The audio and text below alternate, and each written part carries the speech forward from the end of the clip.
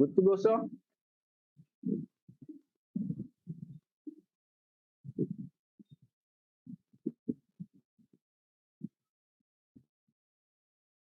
All right. Uh, Good night, everyone. Blessings whenever you get a chance to see this. Welcome to another session of the JWFC Begin. We're going to look at a perspective coaching football. So this is a perspective we may not have seen or heard before. Um, while it is being presented by Mr. Theon Gordon, there was an article that was inspired by Uber G. Okay? All right. So some of these ideas are a combination of what we were thinking and some of what crossed my mind at the same time.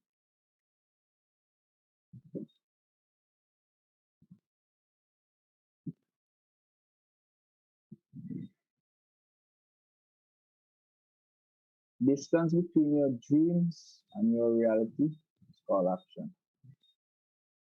Because we start putting action to the things that we want to achieve, closer we get to them. That distance between the dreams and reality begins to become very small. Now, the perspective to coaching football. Well, it's coaching in general, but as we are focusing on football, the perspective is always can we get our objectives. Right? So, what's the plan for today? We're going to look at football and an introduction to action language. Watch the coach, what the coach should know, team building, coaching football through action language, problem description, requirements each session must have. So at the end of this session, these are the things that you should have a better perspective on. Now, in this presentation, we will outline an approach coaching that will hopefully encourage thought and debate around why, how and why we coach. This is not a definitive approach on how to coach football. I feel that as coaches, we are often taught how to coach through national governing bodies, coaching courses, as if we were preparing for a history test. We get taught all the bits, to be the details, but not how to answer the questions, which is the application of knowledge. And last week we looked at a session where we looked at there's a difference between having knowledge and understanding. So knowledge is basically your ability to, let's say, regurgitate the facts, but understanding is your ability to apply them. So the application of the knowledge you have. Hopefully, this piece will provide a bridge between the two, provoke ideas and encourage better practice. This presentation is simply an outline of an approach to consider when coaching football. Now, the perspective. So we'll start with the Dutch Football Federation. The KNVB have outlined three principles for youth football that I think are very important for coaches to consider when designing practice. They are as follows. So the first one, whenever we're in a training session, is the game of football still being played? So whatever drills we decide to do, one of the things that we can do to know if the session is going well is the first question we can ask is the game of football still being played? The second question would be is the game of football still being learned? So is learning actually taking place? If during the session, yes, football is still being played, but you recognize that no learning is taking place in terms of what your objectives are for that particular session or whatever it is, it is all just stop because you will begin reinforcing bad habits. Similarly, last question, are the players enjoying the game? So from these particular outline, this is how you can start approaching your training session and how you can improve your training session. So first you have to look at, is the game of football still being played? Is the game of football still being learned? Are the players enjoying the game? By considering these three things, when designing practice, you will ensure your players are practicing relevant to the game of football, learning slash developing, and having fun. The three players of youth football. So this is just a context again or a perspective in which you can approach your your given session. So this is not to say that this is the Bible or this is the only way to go. As the topic says, these are just some perspectives that you can start looking at.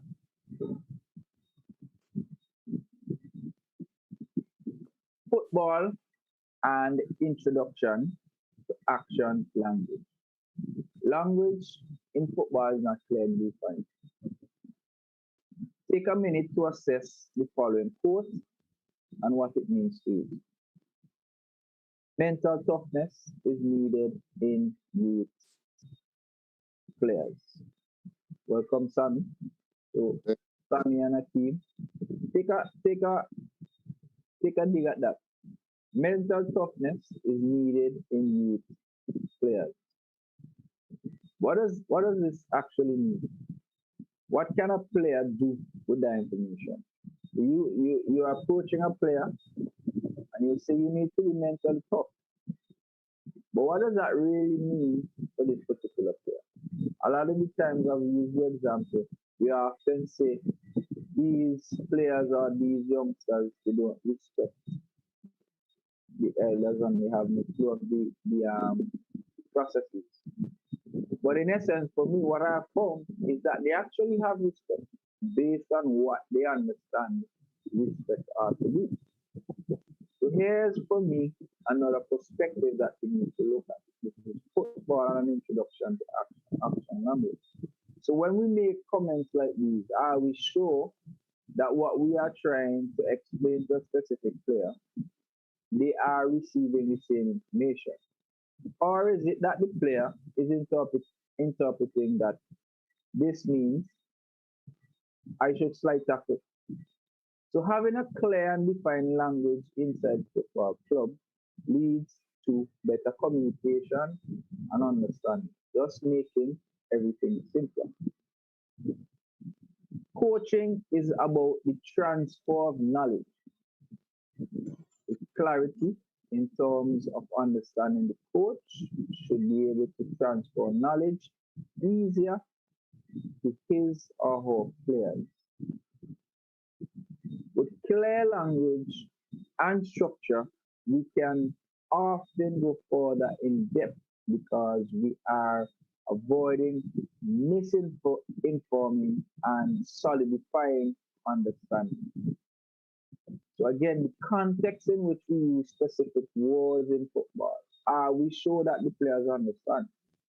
Or are we informed because we say pressure, they specifically understand what pressure means? When we say cover, do they understand what we mean? Yes, they may know, they could probably repeat it, but the fact that they are unable to apply it during the game would have meant that they didn't understand. A lot of the times I've been to sessions and I've been around people and coaches and I've heard them say, but we just train that, they know what they're supposed to do. I don't disagree with it. But what would have been missing is the understanding, which is quite the key part. So while we are still looking at the language that we're using, we have to make sure the players understand specifically what we're saying and that it is precise and clear and we don't continually have to keep talking and repeating ourselves. All right. So within this same context, football is not the same as gymnastics, where where we are marked on how well we execute a certain technique, i.e., A half volley into the top corner is worth 2 goals, opposed to a toe poke only being worth one. It is not the same as gymnastics. It is the execution of the task which really counts and not necessarily how it looks. A prime example would have been Jose Mourinho's Inter Milan versus Barcelona when Jose Mourinho were able to qualify to go through to the Champions League final. Now we might have said that it's ugly, but the point of it is we're not judged based on how it looks or how we think it should look. It is more a result oriented approach. What do I need to do to make sure that these players execute what I need to achieve? So much of the discourse in football coaching is about creating perfect technique. Obviously, to be considered an elite player, you must have a solid technique. But it is time we move away from using the word good, bad, excellent, awful when describing a technique. And this brings us right back to what was just mentioned. A topo versus a volley going into the goal, they still are goals. So how do we approach this situation? Begin to use football action language to effectively describe what we as coaches see. For example, in using the term functional technique and unfunctional technique. So obviously, functional would mean that quote unquote, just because of lack of a better word, functional technique would mean that they're able to execute the objective. Whereas unfunctional technique would mean you're unable to execute the technique. Inversely, what the perspective is trying to get to show you is that when you say it's a good technique, you are inherently saying that you should not throw at the poke. It should always look classy and stylish. Versus a toe poke is bad. Instead, take the approach of did it X was the player able to execute the objective that they wanted to do. So for example again, a turn. We might say the best turn is open up your body, in the entire field. But what if the player becomes creative and does something differently and executes and has the same outcome? Do we then say it is bad? Do we then say it's excellent? Do we then say it's awful? Or can we say it is a functional technique because it was able to execute the goals that we wanted to see? It is better to teach players concepts and let them adapt them in situations as they see fit. This kind of autonomy creates better decision making rather than teaching them the biomechanically one size fits all perfect technique. This goes back to our presentation from last week as well as what would have been mentioned earlier. If the focus is solely on players knowing, then that is the issue. The idea is to get them to understand and then they would recognize how to apply. Because if we keep giving them quote unquote the answers and they're unable to solve the problem for themselves, meaning understanding what is expected, then obviously when they go out on the field, they would not be able to execute whichever task is available to them. All right, so I'll pause here for any comments. Anybody want to jump in before I move forward? That language, start at what age? Is what's the best age? As early as possible. Because with this language, you're trying to change what is at the moment.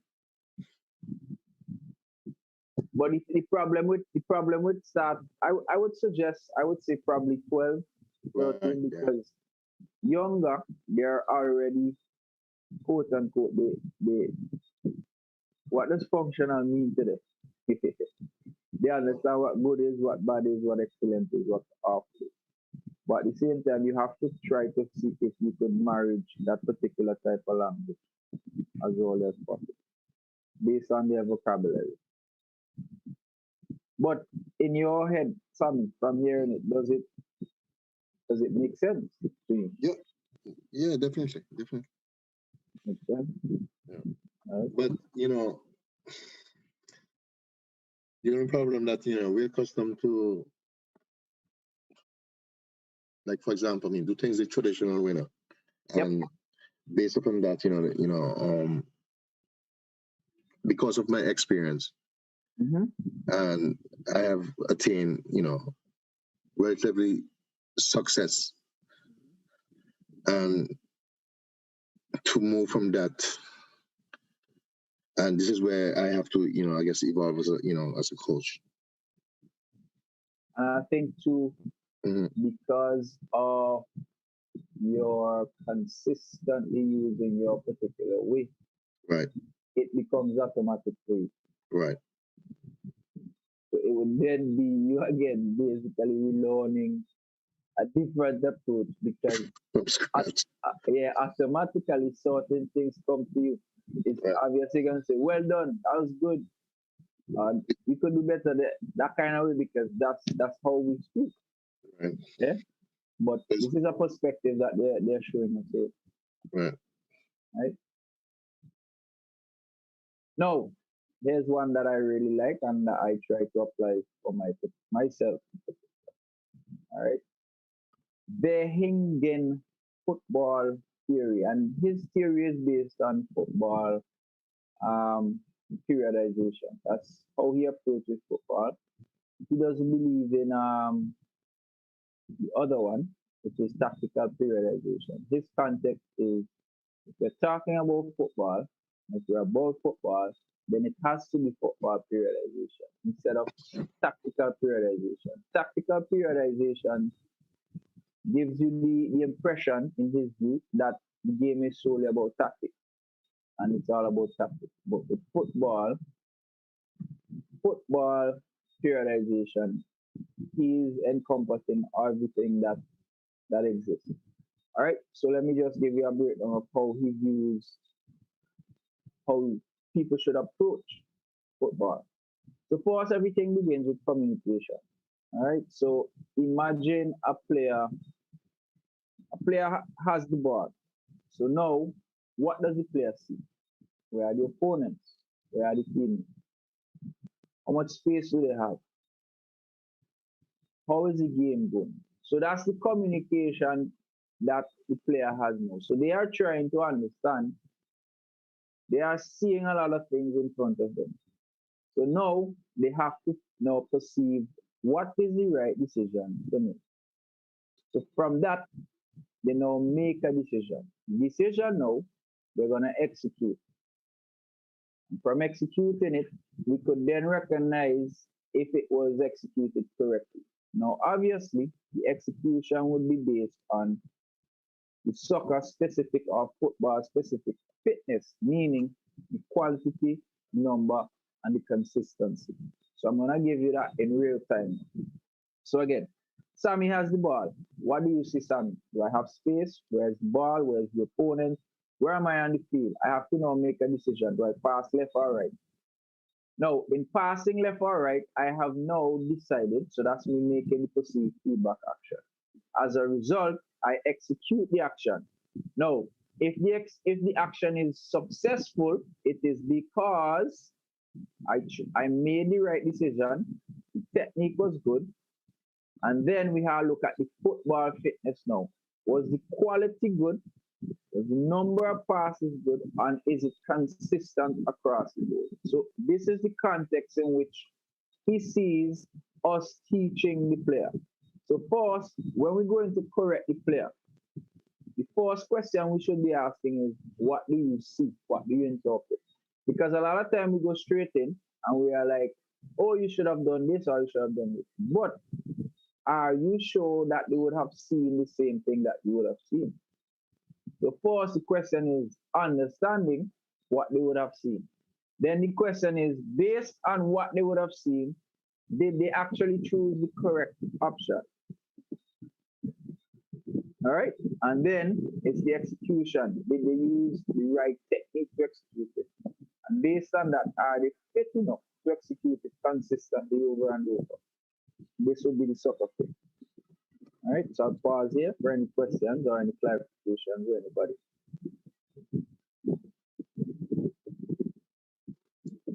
Good night. Good night, Vicky. Yes, so these are great tips for parenting also. That's my 2 cents. Thank you. So now, when we're teaching a skill, we could now understand or break down how to teach. So first, we have to teach them what to look for and what to see, which is the communication side. Then we're going to teach them what is the decision that needs to be made based on the communication that you receive. Then this is where the technique comes in now. Are they able to execute it properly? So now we can teach them the technique based on the decision that they're making. Now, throughout the game, can they make this decision repeatedly and executing it consistently and a lot of times? If no, then they don't have the requisite football fitness. So that's breaking down the skill from top to bottom, playing in the game. Yes, Sam, you look like you get caught the word. No, I just recognized tonight, the letters I really can't see. You can't see. All right, let me try and help you with that. Okay. Let me try and help you with that. Let's see if I can. Wow, I think I need glasses. Yeah, that's a little bit better. Yep. Okay. Yeah, that's it right there. Much better. All right. But there's so many questions. Go ahead. That's what we're here for.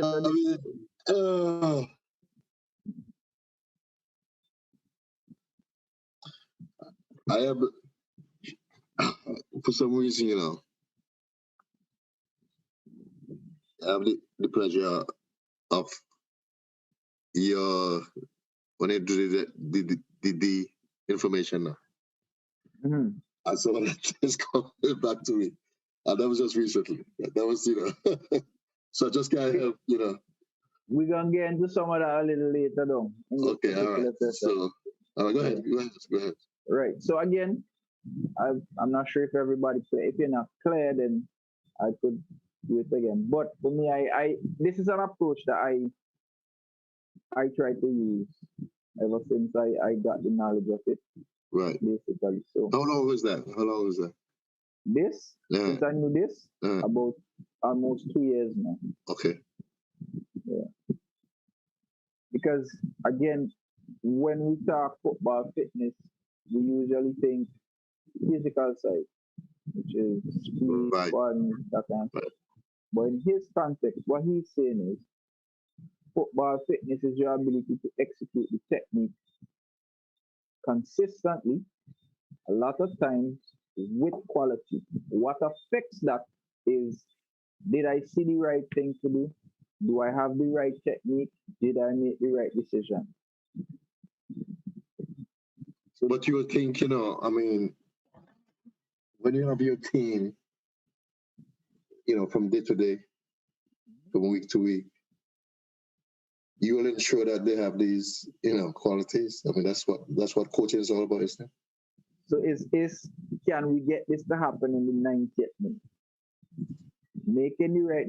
Seeing the right thing, which is the communication, making the right decision, using the right technique to execute, and having the quality and consistency throughout the entire game. I guess that's the fitness right there. That's the football fitness right there. Correct. I mean, it's not much different, I think it's just words, honestly. Yes. But it gives you a context in which you could relate, in the sense that when you're trying to help the player, Mm. then you could see specifically which area really is the issue. Is it that they're not seeing what you want them to see? Or is it that they're making the wrong decision? Or is it that they're seeing it, they're making the right decision, but the technique is the problem? Or is it they're unable to be consistent throughout the game? Only sometimes they're able to execute the right technique, make the right decision, and see what they're supposed to do. So for the coach, this gives you a more subjective way of understanding the deficiencies of the players, the individual player. At least that's how I view it. All right, so Mm. we can move forward. So Well, what should go ahead, sir? I think, I think we all have to go back to school with this one. See, this is just this is I, not just I for tonight, I mean, I'm in school every day, brother. I try every day to learn. yeah, yeah. What the coach should know. All right. So what should the coach should know? So coach should first and foremost understand the tactical and technical elements of football. At least this is a perspective again. Don't forget this is a perspective. So you could agree or you could disagree with it. Coach should understand or should have interpersonal knowledge, which is understanding oneself, and intraperson knowledge, which is understanding others. So first is the tactics, then it's knowing who you are and understanding who you are, and then the ability to function well with others.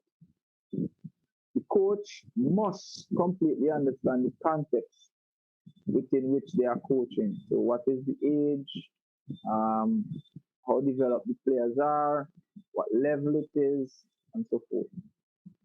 Other disciplines that can aid development include sports science, pedagogical techniques, psychosocial techniques, uh, sociological context, physiological context, neurological, and the list goes on.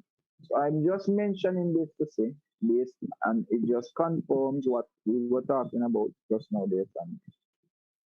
Football is much more than just football. If you can step into other fields, it can help you in your process in coaching and teaching and seeing the game differently. All right. So that is the context in which I'm mentioning this. Because for me, I did sciences, so physics, chemistry, and biology. I recognize some laws. So, for example, Newton's law of every action is an equal and opposite reaction. For me, that's a light skill, even though he was talking in terms of forces and mass and so forth. All right. So even in understanding controlling the ball, this could be applied within that specific context. A boss moves in the direction in which the force is applied. You understand the context of momentum and how it can be applied and so forth. Similarly, business, supply and demand. So it's a simple context, supply and demand. So we recognize the market within football, or we could even recognize how it applies within the field, on the field itself. The player who is available most times not gonna receive the ball. It's the one with the quality who's gonna get the ball. So these particular areas can also apply or help you within your knowledge within football. All right. Coaches should be lifelong students of the game and are able to find new and innovative ways to improve and learn more about coaching and football. Knowledge can be found in all sorts of places. It is important to understand that all knowledge gained can be related back to football or coaching, as this is always the starting point. Before I was exposed to a lot of netball, I didn't recognize the similarities. Before I was exposed to basketball, I didn't recognize the similarities. But the shapes in which these particular teams tend to defend or try to transition in attack are simple concepts that could go across sports because they are all team sports, they are all invasion sports, so the contexts are usually the same. But they have already developed some specific formulas in which they want to use their systems. So it could be brought across the football as it says there, football is the starting point. Pause here again to get some views and some comments from you, right? If there's any.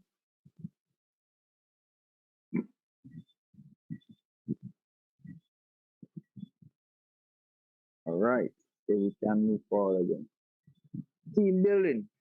Football is a team sport played by the individual. So that's the first context I want to take into mind. We often say there's no I in team, but actually it's a lot of individuals that make up the team. So it is vital to remember this when designing a practice. It is important for the team to understand what they want to achieve and who must achieve specific actions at specific times with, with this context to achieve team designated goals. Similarly, we have to look at it as a cog in a machine. Everyone has a specific function, and it's not necessarily a team, but more so how do the individuals make the team function well? You need a goalkeeper. Everybody cannot win the goal. You need defenders, you need midfielders, you are showing to defenders, you need players in the back, you need defenders, you need strikers. Each of them working in unison, everybody doing specifically their task would then be able to make the team better. Often the term team building is misappropriated and used in sense of construction of a group morale or atmosphere. While this is a sense of team building, but the context with which team building should be approached is what is the role and function of each individual for this particular group to do well? It may be on the moral side, yes. It may be on creating atmosphere, yes. But it all goes back to the game model and the context in which we want to play and how each player is able to make this team better. In terms of team building and the goal the team wants to achieve, this must be set by the coach, but it must be agreed upon by the players. So while this is your view, it's always important that the players buy in to specifically what you want to do. And it is not solely about you because, again, the team, not you. It's a group of individuals. So you recognize that, yes, you may be the leader, but you have to convince the players that this is the way that we should go and get them to understand why.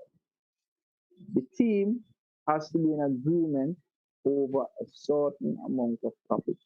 These topics are, so again, how do we attack? What do we do after we lose possession? What football actions must the left winger make when he comes inside? So again, these are just simple examples, but we could go in depth. What do we do when we lose the ball? How do we attack when we gain the ball in the defensive third?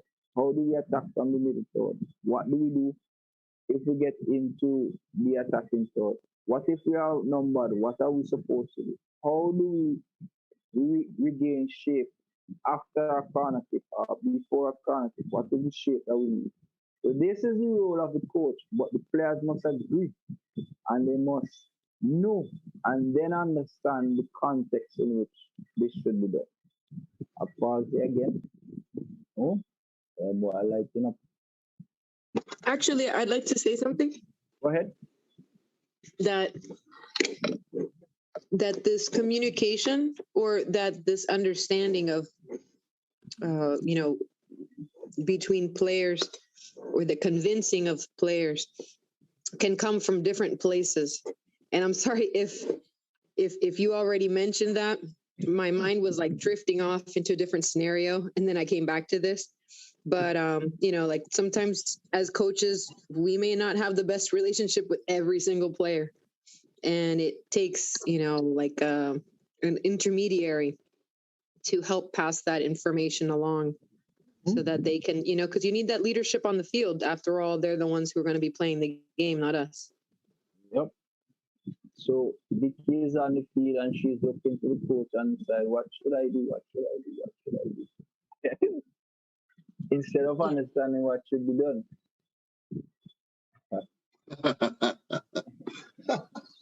Yeah, and you know what, you just made a really good point. Sometimes it's not even just that.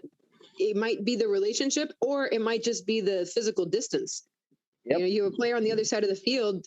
How are you going to communicate to them maybe a change or a cue? Yep. We use the team for that. Yep. That's great point there. So again, when building a team, your context should not solely be on the morale, but more so getting the players to be convinced or to buy in to what we need to do. So as a coach, you need to be clear and precise and try to be simple as possible to get the process done. How do we attack? What do we do? When do we do it? Where do we do it? Who's responsible? How it should be done. All right. And all of that come on a team building. Yes. Just building the team.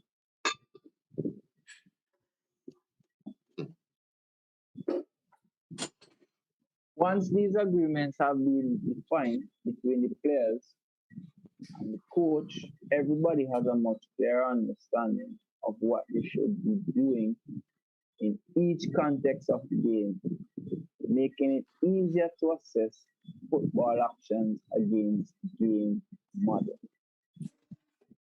So again, make sure the language is clear, make sure everybody is clear so it can be done. Team tactical agreements in this sense evolves from simple, complex, and from universal to specific. So simple to complex, I think that's basically we have that down pat because that's how most of us coach, which is we try to use smaller numbers and increase the smaller space, increase the space, increase the numbers, make it more difficult. But in the context of the universal, it's looking at the bigger picture for us, so it's the entire team, and then we look to the specific line and how we function in that specific line or that specific group, and how do we approach it from that particular side. So then, because we have made the agreement before on what should be done, then players are able to understand what needs to be done to correct it. Because we already know what we're supposed to do. That's the context or the perspective. The ultimate goal for the coach is to develop the team while developing individuals.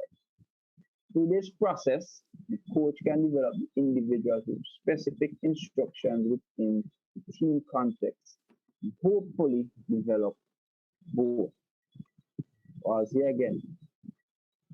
Anything enlightening? Open your eyes to something? Have you thinking about some things?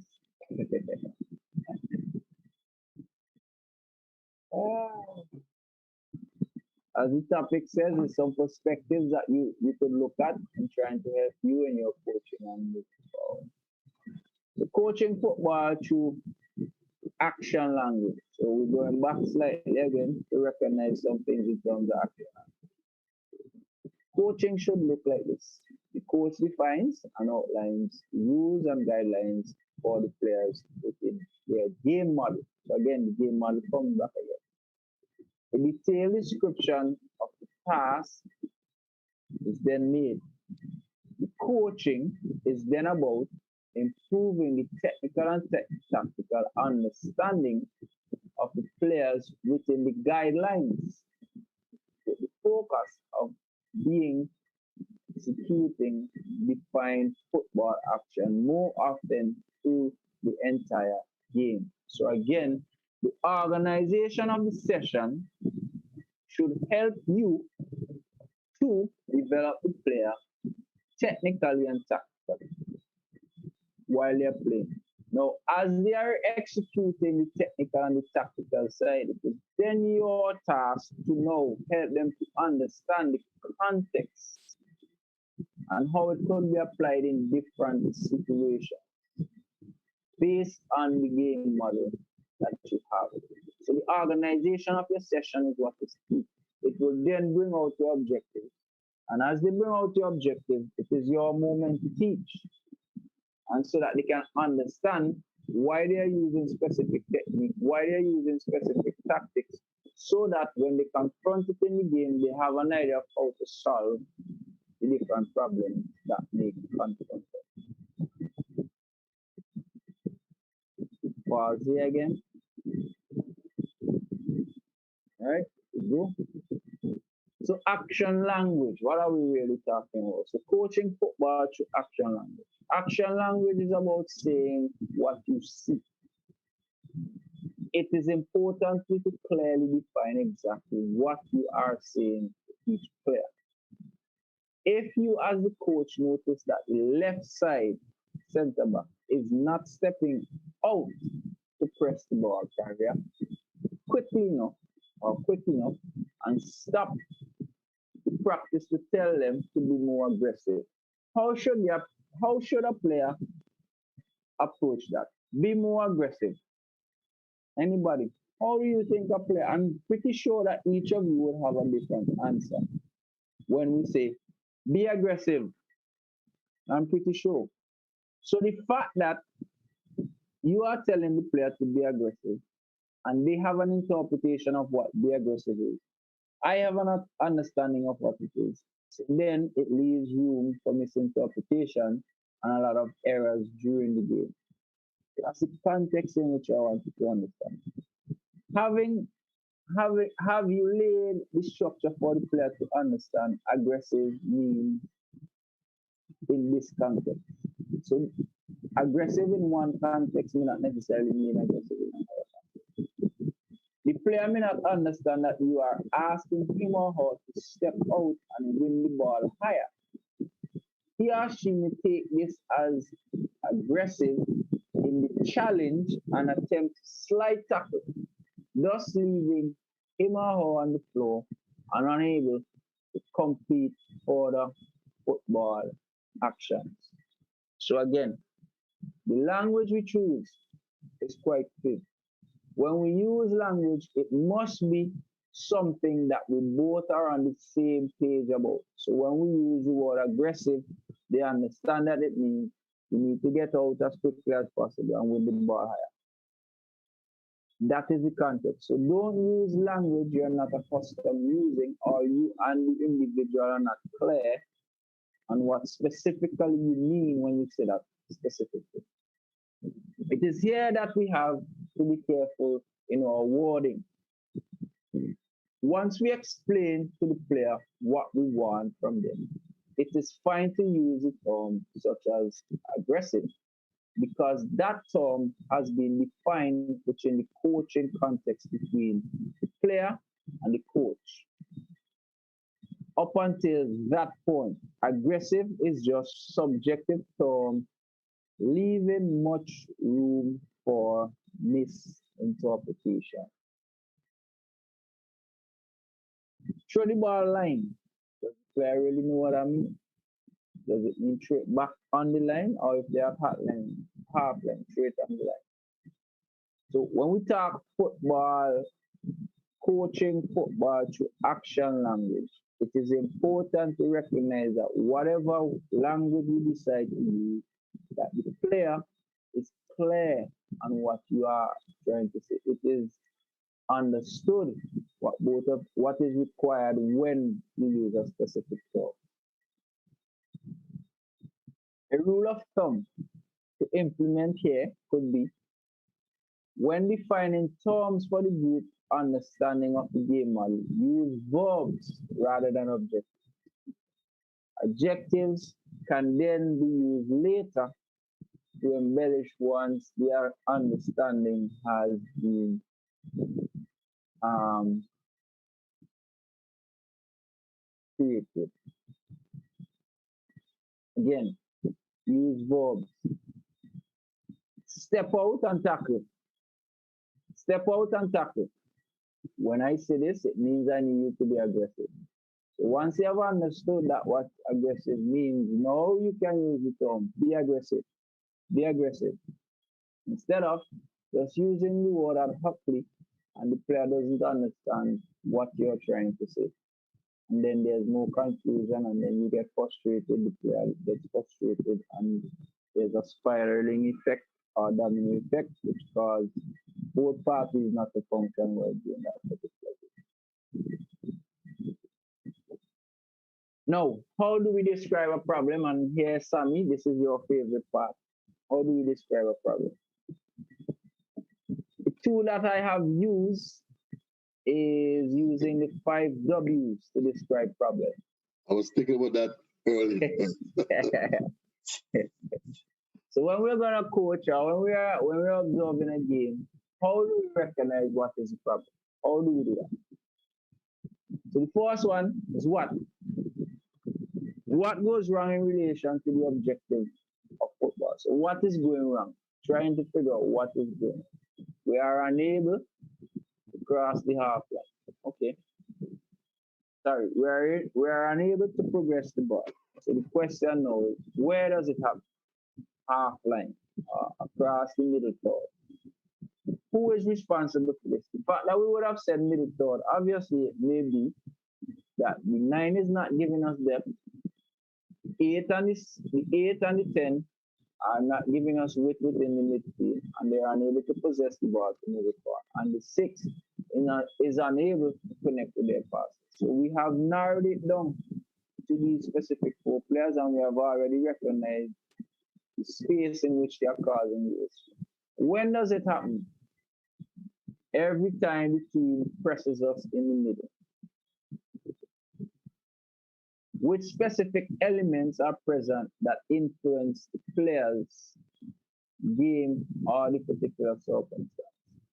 Is it because they are pressing us aggressively, intensively? Is it because rain is coming? Is it because of the wind? So from using this, we can now go forward and develop our training session. So the training session will obviously, what would be the objective? The objective is building through the midfield using the 6, the 8, the 10, and the 9.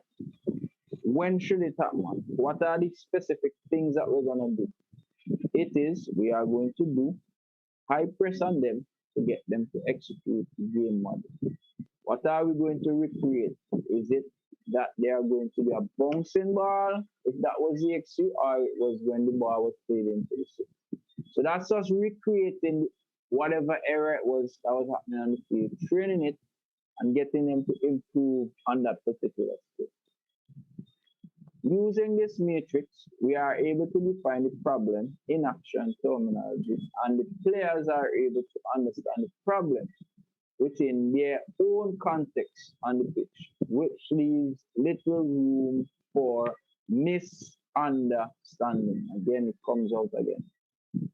Pause here for any questions or any clarity that's needed.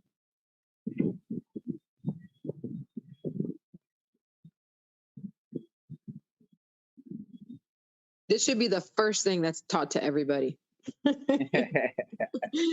that's why Sammy loves it so much, because that's the first thing we taught him. Yeah.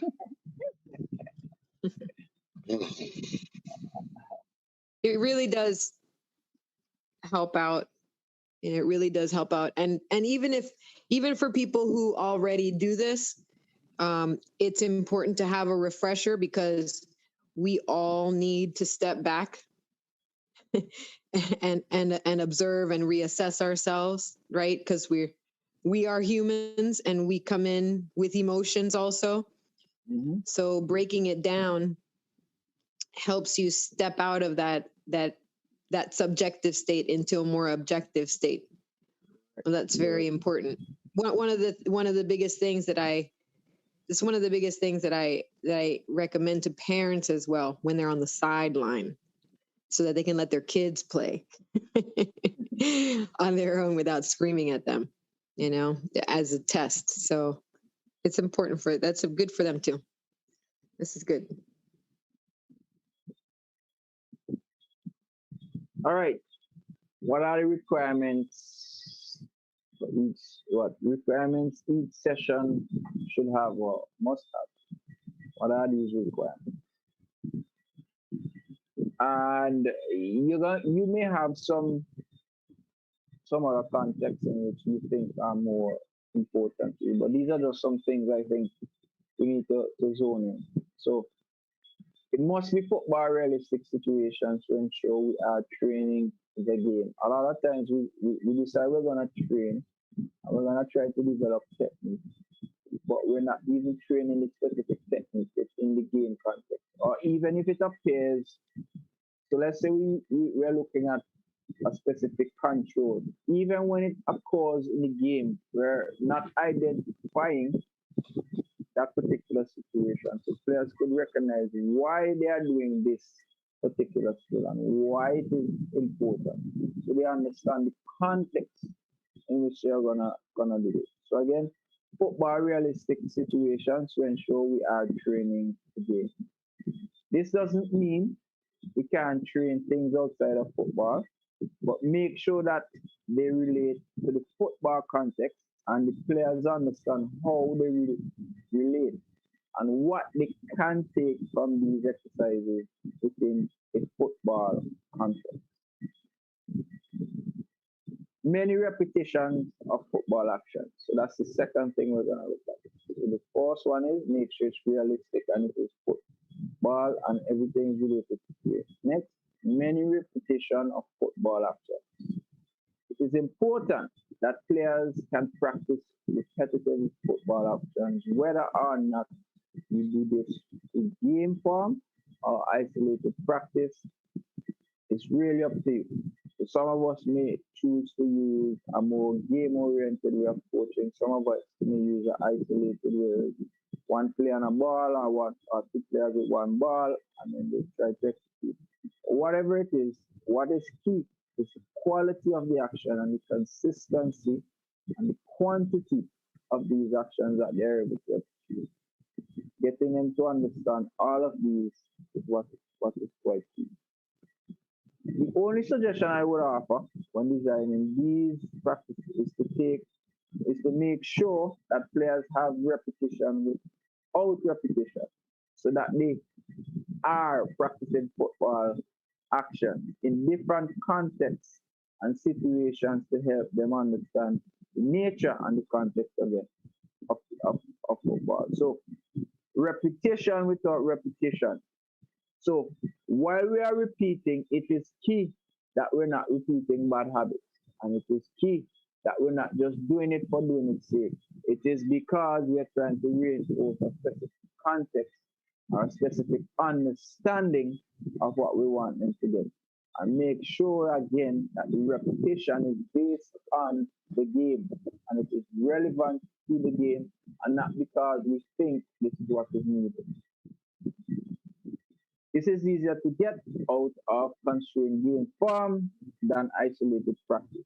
So while you may like to do the isolated practices, suggest here that you need to have game situation 2v2, 3v2, 4v4, 4v4 plus 3, whichever situation, so that these techniques, tactics can be brought out. There is a space in a coaching training methodology for both unopposed and opposed blocks and random practice, but they require good pedagogical knowledge to implement them successfully. So again, some of us we think that the session should go unopposed. All right, maybe due to the time of the week, the load that the players were going through, many different circumstances. Maybe you don't want a contact day for that specific day. But what is key is how you're able to teach or the pedagogical skills to get them to understand. Again, we want to give them the knowledge. Once they have the facts, how do they apply the facts to the understanding? Pause here before I continue. Any questions? So the first one is make sure the context is football, whatever we decide to do. Next one, a lot of repetition. Small games are recommended, while isolated is also based upon you, but you have to be able to teach it well. Training to game forms often always better transpose tactical understanding of the game in comparison to closed drills, such as learning skills in isolation. Any clues as to why you would think that is? I'll leave that particular question open to you guys. Why do you think that training using small games will be better to implement the skills? Any ideas? Anything comes to mind? Because it's more football related than than the isolation. I mean, we do we like we encourage small sided games, right? But along with that, we encourage the players to get isolated training from could be different coaches, and that's just to sharpen their skills in that specific whether technique or whatever it is. That's how I interpret it. Right, Vicky? Yeah, I do a lot of different individual trainings, and that does help also. We use a lot of the small sided games though, even like in the big teams, because they get more touch on the ball. As opposed to in the big field, so you get to implement the different techniques that you're practicing on, and little by little develop them into skills. And then you also get to kind of focus on the basic shapes, like the triangles and the diamonds, that are utilized or hopefully utilized better in the bigger game. But I think it's mainly the touch on the ball, like the amount of touches you get in a small sided game. There's also a lot of defense offense transition, which is really good. That's for me the key right there. So the question I was gonna ask is the context. When we say it is football related, what do we understand that to mean? So for me, when I say that I want us to understand that being football related means there's one, the game has direction. So that's what the goal gives. And opponents. Right? You have opponents, and then like Vicky just said, there's the transition between the different movements. So it's how do I use the skills within these different movements? And again, can they be quality? Am I reading or is the communication correct? Do I perceive it properly to understand when I should use it, how I should use it, and so forth? Yes, Mr. iPad, you're free to come in here and come in. Yeah, with me, I regularly tell my kids everything we do have to be related to the game.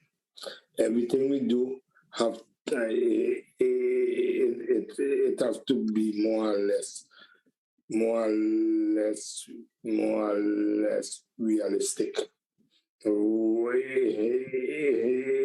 It's like, for instance, if you make a bad pass, what's gonna happen in the game? So, so all my practice, we have to build a speed of play. We have to keep the ball. We got to possess the ball, and we got to do everything that we do into the game and make it realistic, even in the small-sided games. So your game model is still transferred within the small sided games. Yep. Right. All right. So we reinforce everything there, whether it is technical or tactical, physical, psychosocial. And those combined together would be soccer fitness or football fitness. All right.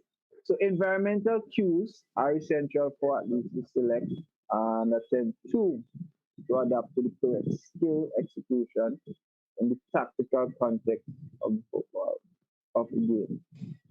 So this again brings us back to the point, which is creating the right scenarios and situations where football oriented so that they can know use the skill and understand why the skill should be used. Environmental cues often do not appear in isolated training, and if they do, they are often unrealistic. A prime example would be when to make the true pass, the body language of the defender to understand where to put the ball, or when the defender is pressing, you recognize when you should actually move instead of when you're dribbling against a cone, there's, there's no response from the cone. So that's a specific context that we can with. So I'm not saying that we shouldn't buy some music equipment or anything. I'm just saying this is just another context. All right. It is important to train full action of the football action. So pre-action, the action itself, post-action to develop footballers' full understanding of the game and the football context. So an example would be I'm about to receive the ball, so this is the pre-action. What should I do before I receive the ball? So what's my body shape? Do I scan the space? The action while executing, what should I do? Head over the ball, put it on the ground, or should I get on the ball? Post action, I've made the pass. What's the next movement that I make, or what do I do after that particular? So that's the context again that needs to be reinforced, or that can be reinforced in the small sided game versus the isolated training. The isolated training for me is needed and it can be done, especially because a lot of times people have to do individual training. Tells you the technique, but at the same time, doesn't help you tactically or even technically sometimes because there's no pressure on. All right. Hmm? Isolated training is the trend for the past 3 years. Like the guy from Australia, is Joyner. Hmm? Everybody copy him. Everybody. And the reason why, it's a lot of repetition, it's fun, and mention equipment, the equipment, is right. But I think it sharpens, it just cannot be, isolated training. It has to be the isolation comes second, I think. How I approach it is that's my warm up. No. But no, okay. So We don't, okay. Go ahead. So the warm up is there's the general warm up, which is movement, stretching, whatever.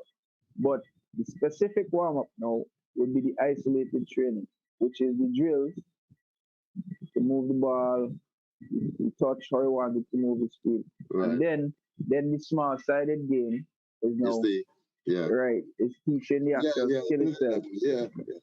Right? So that's the concept. At least how I use it. Simple to complex. You could even see it as simple to complex. Sammy, do you mean like extra training? You're talking about like not right? That's what I figure you meant. Because I think Theon, what you're talking about is just what you can include in the practices. So that's what I'm saying. That's what I'm saying. Yeah. I have a story, and I think I tell it already.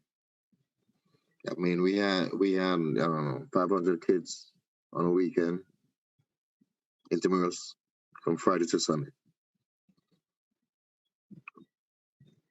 and if I rated them from 1 to 500, the 500 kid who is the worst player,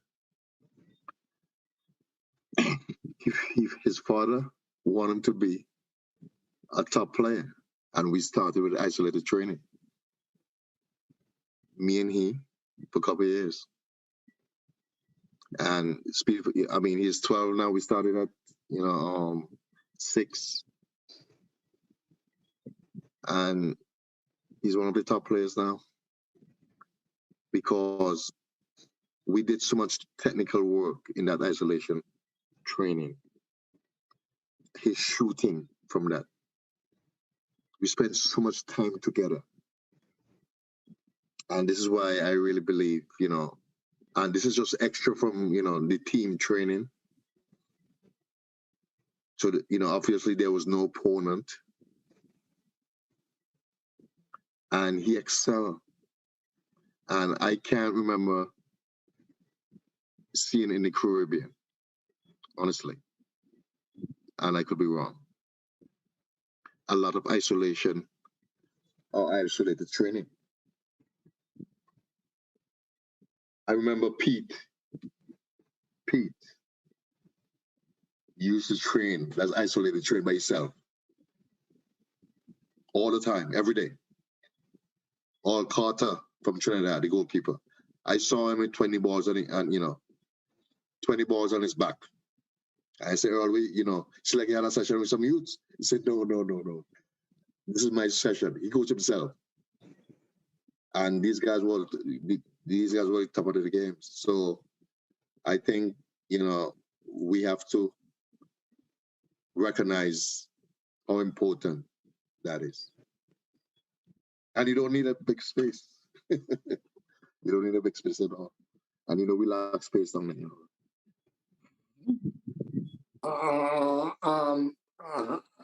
I usually twice a week, 3 times a week. I do that with my son, and it's like he is the one who actually asked me to do it with him, and you can basically see his improvement in shooting. He is not anxious when he go into goal. He is more calm and everything. So, well, he was always very, very, very, very skillful. So I'm basically trying to have him use his skill and his pace. Okay? His skill and his pace. Use it in different ways. Because he enjoy taking the ball and running down the wing and dribble past people. But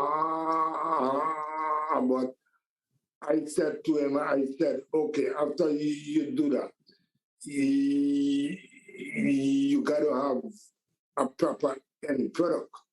If you got to be able to put a good cross in, even you got to be able to cut back and face the goalkeeper and see if you can put the ball way in the other side of the goalkeeper. And it's something that we have been working on and working on very, very like I'm trying to get him to focus on being in the game. He is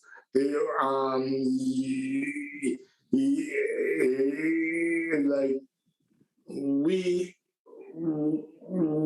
as coaches, we put kids on the field and we don't really know, we don't really teach them. So that's what I'm trying to do. One thing, guys, after game, They stay out after practice and do these, what is extra scrutiny, extra heading to work on their weaknesses. And this is why it's so important. And also, when you look at other sports, you look at basketball, especially at the center position, all these up and go movements, and it comes from isolation training. So it's key to training, really. I think that is key, and coaches, have to put in the time, extra time, not during not when you have the team, extra time to develop the weaknesses of all the players, and it's really functional training also. That I think what we lacking is functional training at every position, and functional training comes from isolation training, in my opinion.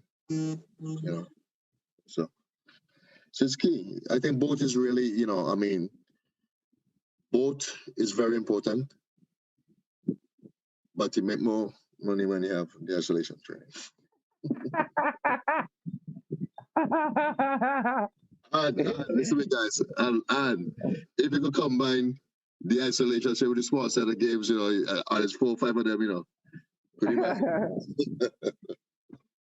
Unopposed training techniques could be used as a supplement to training with the team, as additional work and not in place of team training, unless you are training team to train every day. Strange enough, that allowed you guys to complete that, and that was the next thing that was coming, right? Yeah.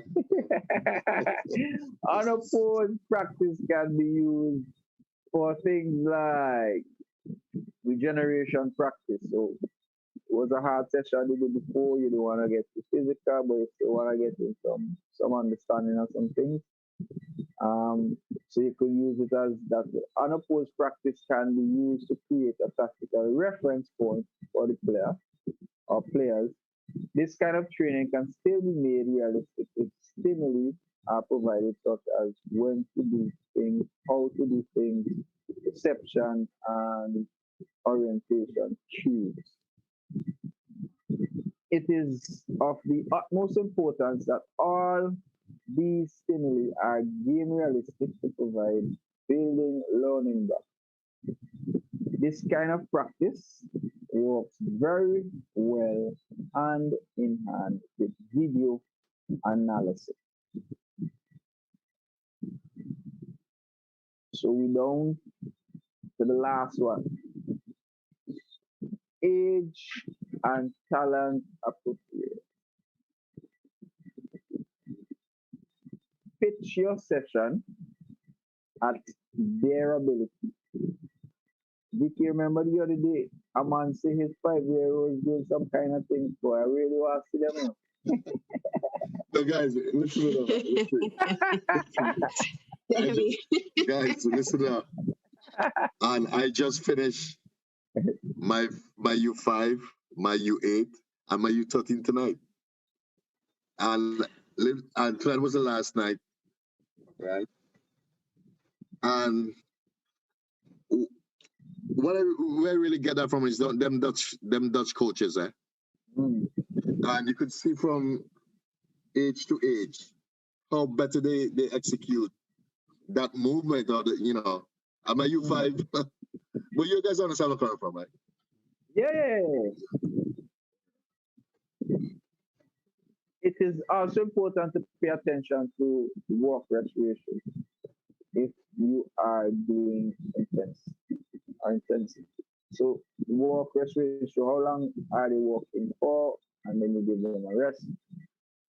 And don't just consider rest as just having in there, but more so use that period to have the conversation in next training, some tactical something or some technical something. So it shouldn't be all right, it's rest, and then everybody's just there with it. So let them not recognize that it is rest. That's the context. So you tell them, okay, stop, we have a conversation, so forth. So obviously we looked at the work rest ratio based on how intense you want to do the session. So the longer the rest period, the less intense it is in comparison to the walking. High tempo practice, make sure they have enough time between blocks of practice to recover.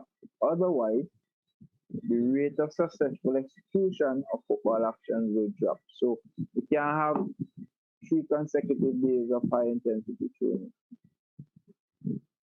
Naturally, the level gonna decrease. These are just But, some basic. but if you have preseason, I mean, it has to be, for preseason, right?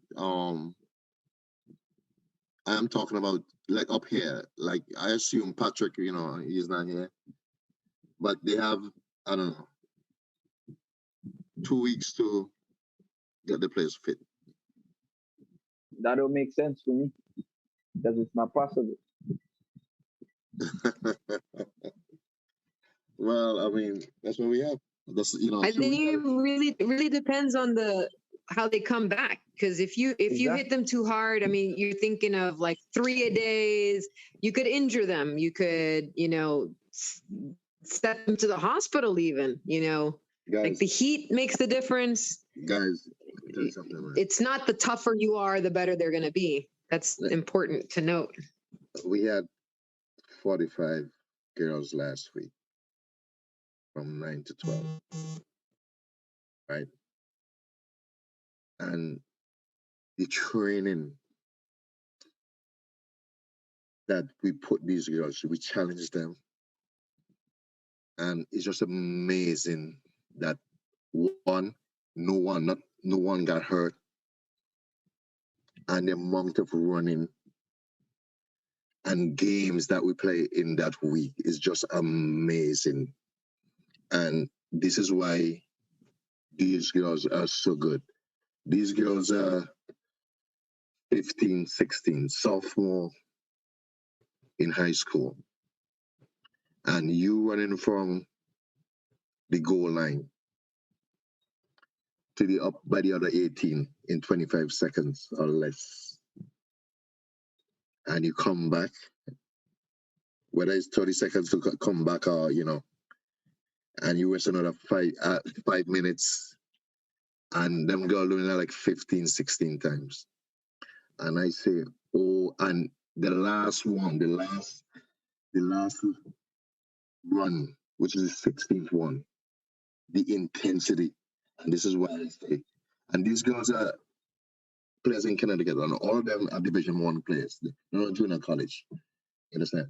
All of them are Division. They want to go Division One, and I'm looking at these girls, and I say, if I have a program, there was one team that 4 girls in the back, and those girls play like men. They play like men. They're just as good as they could beat a lot of club teams. They shoot better. They do everything better than a lot of teams that I know, male teams. And this is a scratch head moment for me, that when you challenge these girls and you push them, but bear in mind, these girls have been doing this since they're small. So this kind of training, they're accustomed to that kind of training. So I went on the internet, and Grenada had something. The person who's in charge of the youth development, he's talking about his Grenada girls and stuff like that. And I just had to shake my head, man, to see the difference with these girls over there from Grenada and these girls up here who are just 15, 16 years old. It's mind-blowing to me. It's levels to this, Sammy. It's levels to this. It's levels to this, Sammy. It's levels to this. I will also say that in the United States, you do see a lot of intense, consistent training, and it's pretty impressive sometimes. But what you also need to do is skip ahead a couple of years and compare the data and the numbers of how many drop out, because a lot of burnout happens here in the United States. A lot of burnout. I just think that it's really amazing. I just think and sad. When you're able to, okay, parents invest a lot, right? I mean, you pay me now, I pay me later. you pay a lot of money to the coaches, to the academies to develop your kids to reach at that level, right? And you're hoping that they're going to get a scholarship. And a lot of them good players, they get scholarships. There's a reward to it. And I just think that on the other side, if you have to pay $60,000 a year, for a kid to go to school, I think the reward is, You want the reward to be there. You want that to be the incentive. But the reality is that even when there is that reward, a lot of them choose not to. A lot of them choose not to. A lot of them choose not to go on and play, even Right. star players. Because they get burned out. Let me just say something. I used to coach at a prestige girls' high school in Connecticut. Prestige in kind of academics, so I used to coach at Convent of the Sacred Heart. And it's like very challenging as a coach. Very, very challenging. And I was the assistant coach. And the head coach could not, he been there for like 5 years. And he find it very difficult. So, and it's like, it's of like 2 girls who play for clubs, only 2. But it was so many different sports there. So many different sports. And the soccer team, it was not their first choice. So were you frustrated because of this? Yeah, I was frustrated, and even the athletic directors said to me,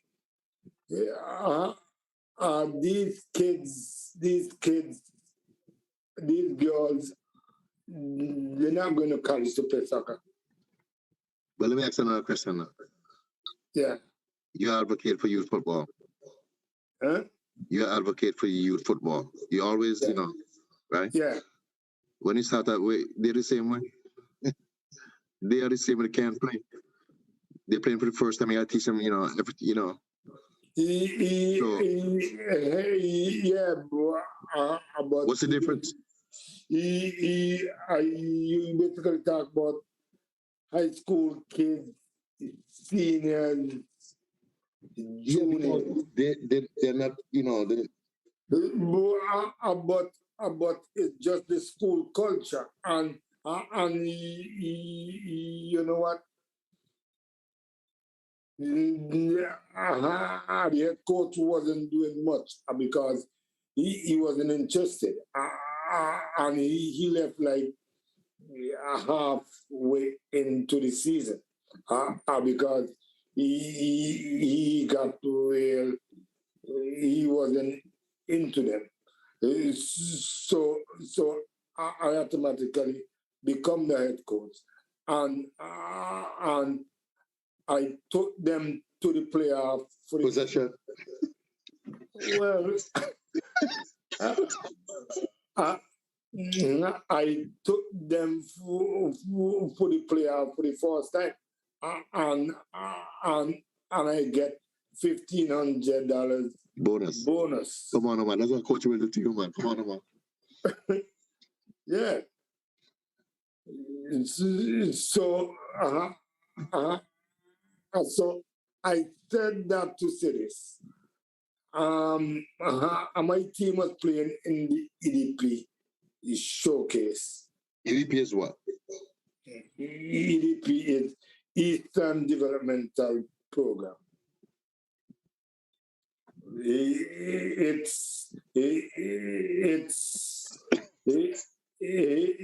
do the league and tournaments and like it have all different levels. But they do run some very successful youth tournaments throughout the whole year. And they have a very high level league. So my team was playing there in one of the tournament for this summer, and I'm there and I'm watching a U16 girls game, and the intensity that these girls have, the talent on the field, the way these girls play, the possession, and the technical ability. It was very amazed to watch. Coaching. Huh? Coaching. Very amazed to watch. And I'm just saying, oh wow, how brilliant. How brilliant. So it comes down to the same thing. Coaching and youth development is very important because I know that these young ladies, they ain't just start. They've been doing it for a very long time.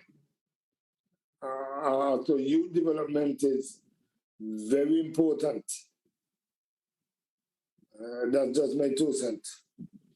I would like to, I agree with that. I would like to add also that when we talk about youth development, that we just keep encouraging parents to have them diversify their training. There's a big debate of specialization and diversification, and what kids need as people, right? And I find, and I know in my own experience as an athlete, I find that the kids who have the most rustic, holistic movement, informal training, they tend to do the best, right? So we're trying to create this formal atmosphere to teach them a lot of body movements that they would have gotten naturally pre-technology, right? When we grew up, we ran barefoot and climbed trees and swung from ropes and jumped over cars and all of that stuff. So we're trying to make up for all of that on the soccer pitch, and it's really, really hard to do that, but a lot of parents don't understand it. So I encourage this informal play, around the neighborhood and just playing with your parents and playing with your friends so that they get this on their own. And when they bring it, they bring more of a general athleticism, because you can take an athlete who doesn't know how to play soccer, you can train them into a soccer player.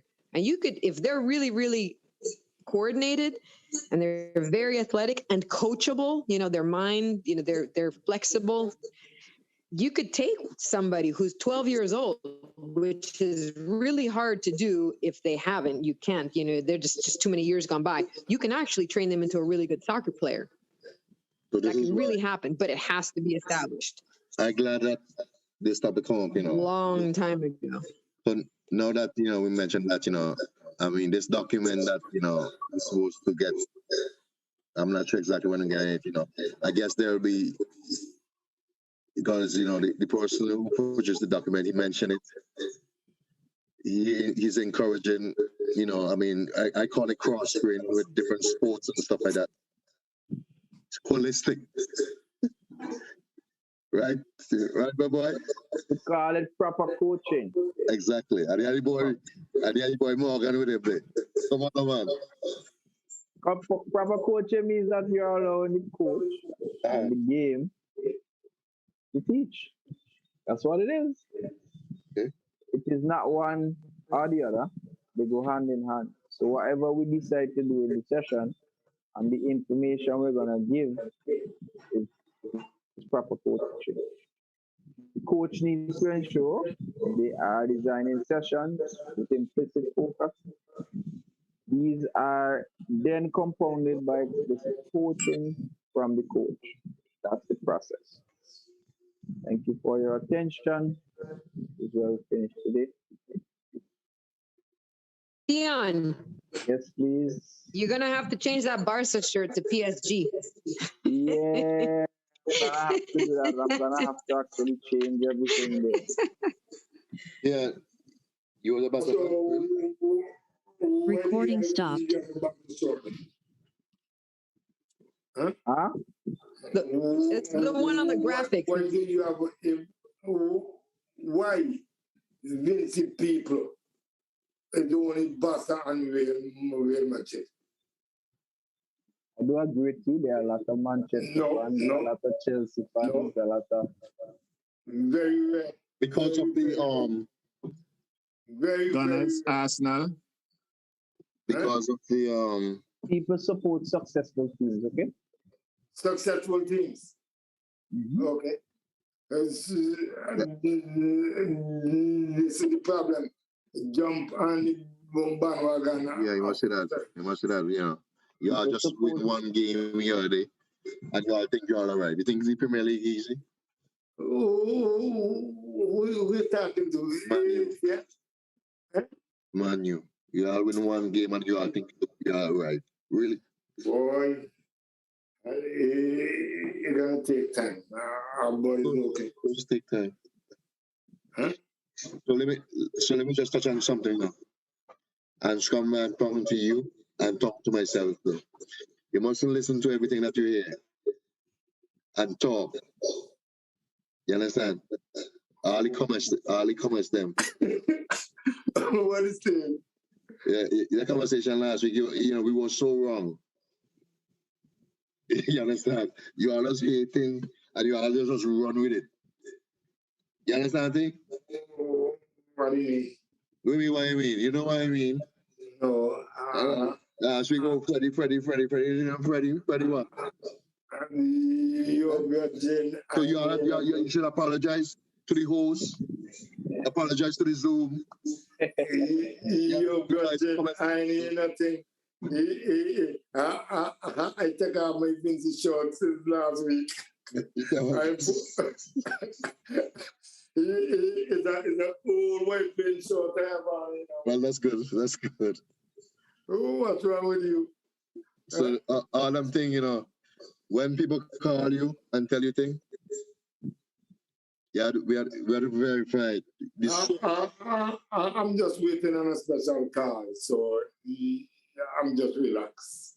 Yeah, you understand? So I'm from just now, relaxed. me no want to hear nothing. Me no want to hear nothing. Huh? But you hear this and you hear that. No, man. I'm waiting on a special call. But you know, so guess what? You're not gonna hear this. You're not gonna hear that. but no, we want to hear. All the press.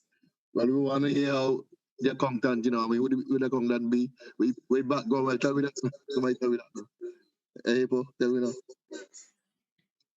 Would the content be? Is he a content or is he a football person? Come on, man. You understand? Oh, as I said, I'm waiting on a special phone call. As soon as that phone call come in, are they hiding things from me, man? so you see, when God ready for you, you can feel it, you know, because you're very protective. Well, Why people- pretending about? What am I pretending about? people, What am I pretending about? You act like you don't know nothing that's happening. I don't know nothing. Yeah, I'm not There's stupid. I'm not dumb. I'm Whoever- not stupid. I'm not dumb. Okay. You are very naive. no, you don't gossip. Okay, correct. So you're saying, why are you telling me that you are stupid and you're naive? Why are you telling me that? I never said you were so. I said I am not dumb. I never said you were. So why are you telling me that? I don't understand. Right. So understand me and my context. If it doesn't involve me, I don't look for it. I don't want to know about it. If it comes to me, then fine. That's not Okay? your business. Hey, that's not my business. That's not my business. Not my business. But the thing is, you always act as if you don't know what the hell is happening. I How the hell? don't act as if I don't know. I don't know because I avoid everything. I do not know. It is not my business. He's not in the chat like some of them on the Zoom. Exactly. I know in the chat. I keep out. It's not my business. I stay in my lane. When facts come out, then I deal with the facts. I don't and I don't want. I understand what he's saying, but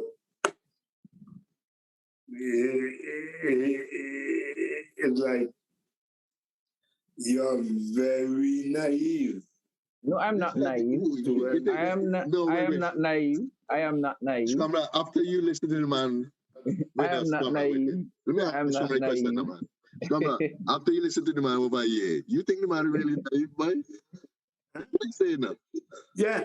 The reason why I said that is this. Theon, Theon act as if he don't know what's going on. But he knows exactly what is happening, but he don't want. It is better he say, yo, that's not a topic for me to discuss. How many times you say that? So once again, I don't act. I do not know. You don't know. I don't know. Okay. So even whatever you guys are hinting there, I'm lost to whatever you're talking about. So I don't go and look for information. No, you don't have to go look for information. The information is right there. Which information are you talking about? Good night, Mr. Tilly. Blessing. All information. If it's there, it doesn't involve me. I don't go and look for it. Okay, exactly. But it comes to you automatically. No, it doesn't because I am home all the time. My phone is specific people. What mean home all the time? You have a job now? You have 95? I don't have a 95. So when you don't mean the office? Where in the office should I be? Wait. That's Hippo as a boss. Bethel is in 95, but Bethel on vacation still. No, man, could that job? The job to go out a long time. Hippo. Yo, hold on, let me give me boss something. Wait now, Hippo. Hey. Did he go from home? Yeah, if it's getting programs in place and stuff. I want to ask Mr. Tilly a question. Sir, good night, sir. Yes, sir. Are you involved with the anywhere in the preparation of the under 17s? The girls? Right.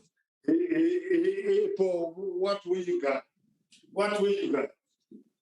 Sure. Define involved. Involved, as in any way, any form, any. Yes, I was there today. Okay. I ran a session with them today.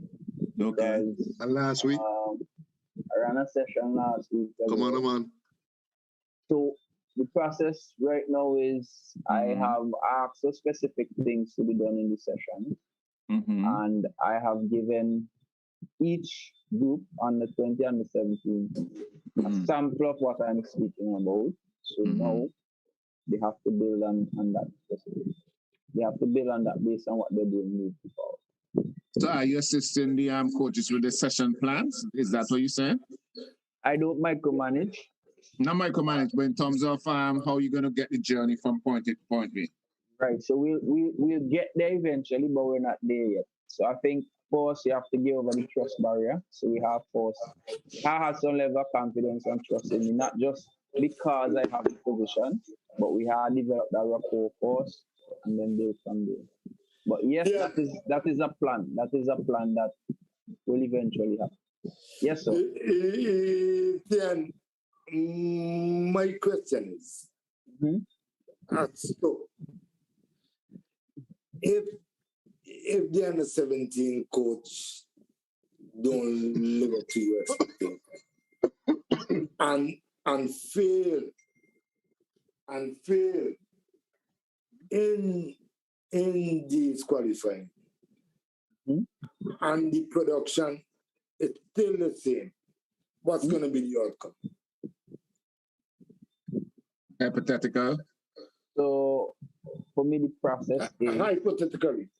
so for us the process is what is the objective of the tour, and then Okay. based on the objectives, we then decide if it is successful or not, and if we can move forward in that particular direction. Then I can make suggestions to the executive, and then they then execute whatever they choose to do. Okay. Okay. I could answer a question there. Okay, Sammy. Based upon all of the things that he has taught us, or he has discussed us, or he has enlightened us on his Zoom for this past year.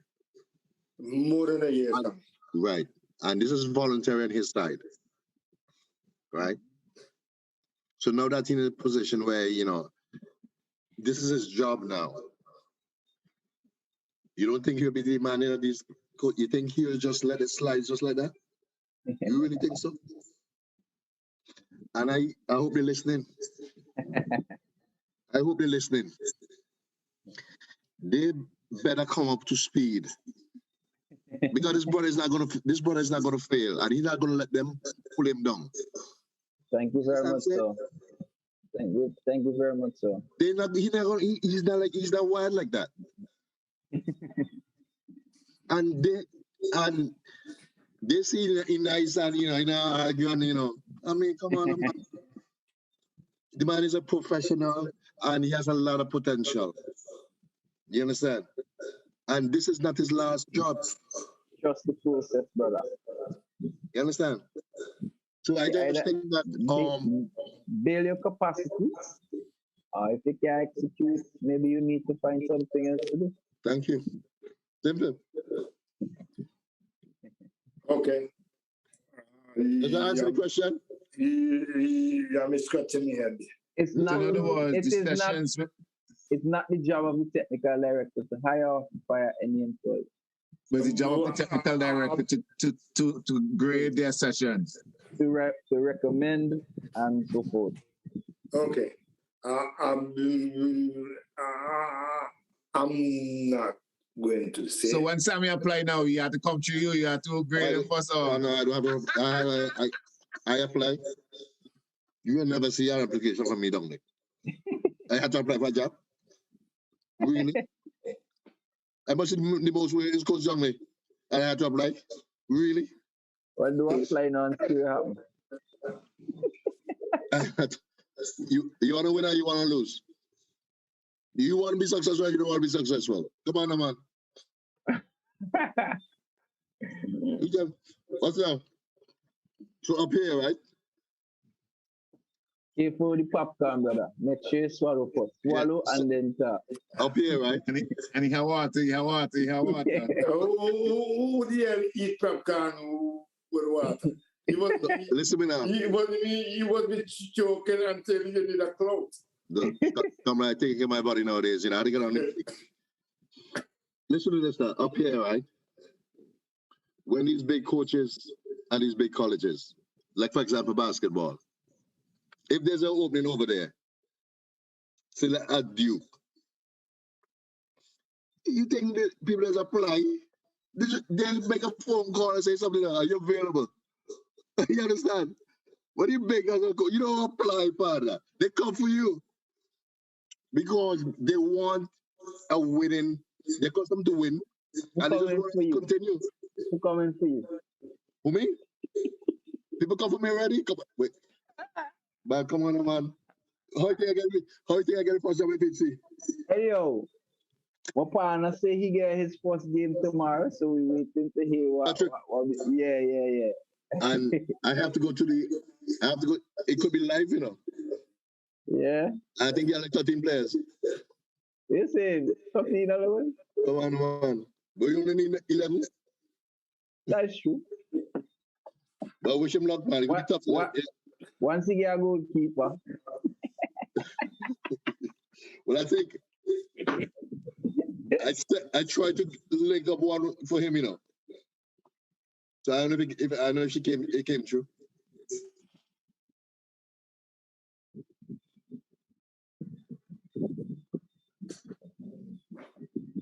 So Sammy, how you scouts on me, boy? You wanna run in session and thing? Man, come on, man. We have video too now. We have video too, and don't think it's so now. We have video too. I asked my source, does he come into the office? And I could understand him because he is so good in terms of, with the computer and things like that. A man like me, I had to show my face in the office. Even though I'm in the office, I look in the office and you do nothing. So, Scamra, Yeah. I asked, right? On a Monday, there has to be a meeting on a Monday, 9 o'clock. Everybody is you can't miss that 9 o'clock meeting.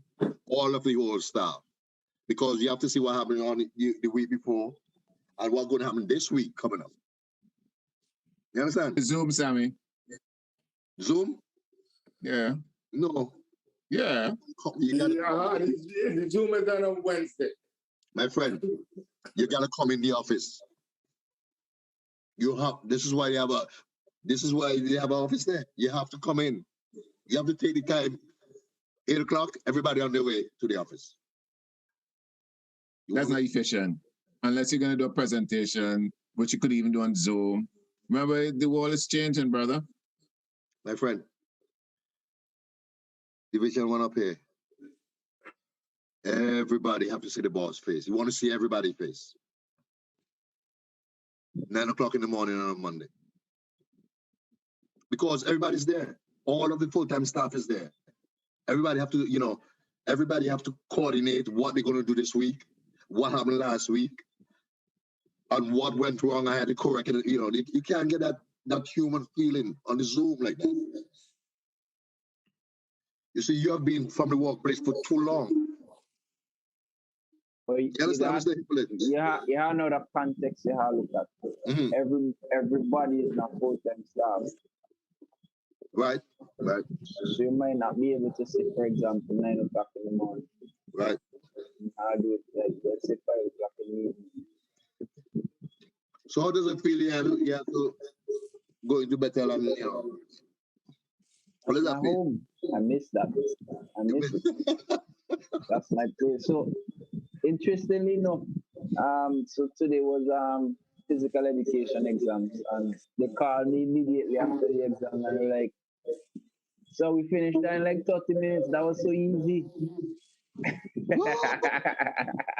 Good teacher? So they're like, thank you, sir, thanks for everything and everything else, and they explaining why it was easy because how they did the exam, I kind of showed them how to deduce answers instead of necessarily having the facts and teach them some other skills. So they said they used those, and it was like 1, 2, 3. Plus I did other sample questions with them, and they're like, it was easy. So it's just now to wait and see. Who coming after you? Who? Yeah. Who's that person, boy?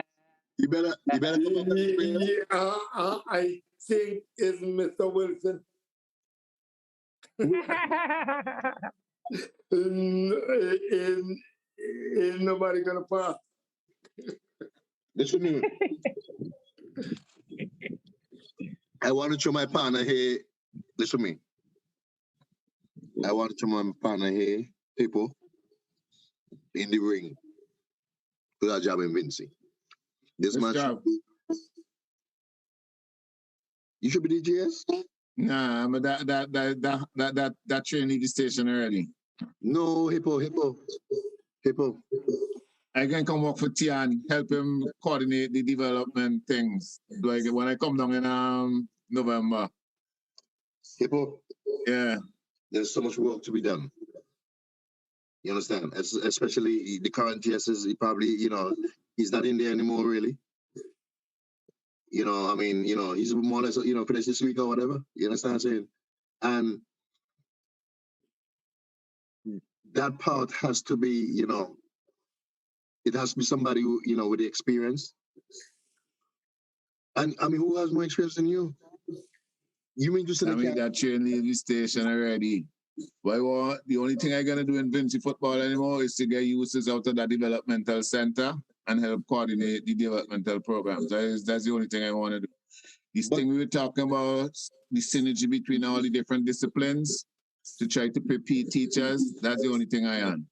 Okay, but listen to me. The PE teachers, it has to come from the community college. The theoretical part will come from there, but we have to figure out the funding process. That's the most important thing right now. The government.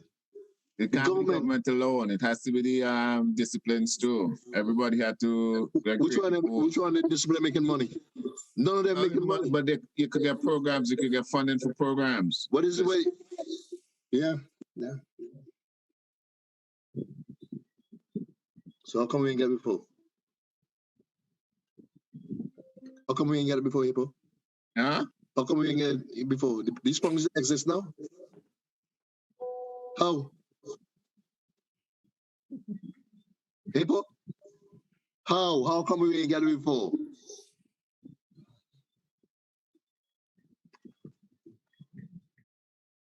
Misbehaving Sammy Carrington, I'll call you up.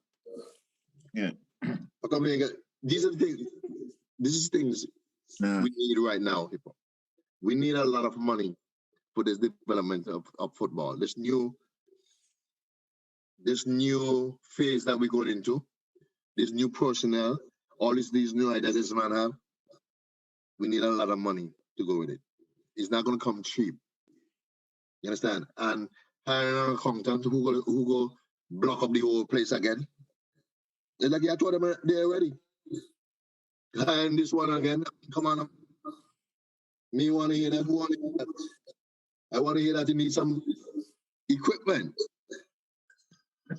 And I'm going to ask a question now.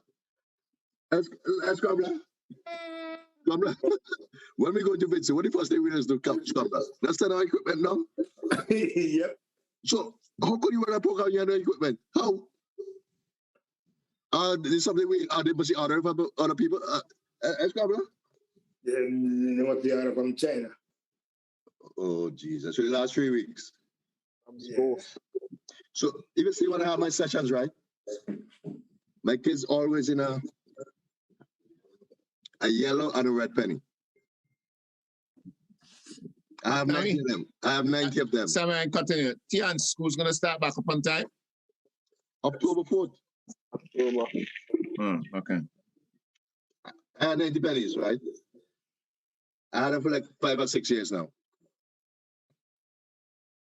5 or 6 years. Yeah, mention this. Why not? Because you thief them. Correct. Yo, I was doing something about Kolakwa. And after the session, I was actually in there, taking off all my pennies. All of them. Same thing down Salt Leeward. All my pennies. Because at the end of the day, I've seen, like for instance, a few years ago, when Harris was up here,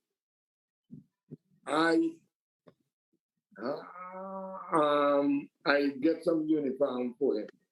A family local club I used to work with.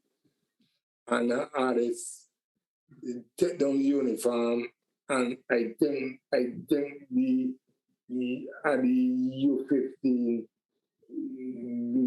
girls played in the uniform, and I know Harris is very particular. He is somebody that I can trust.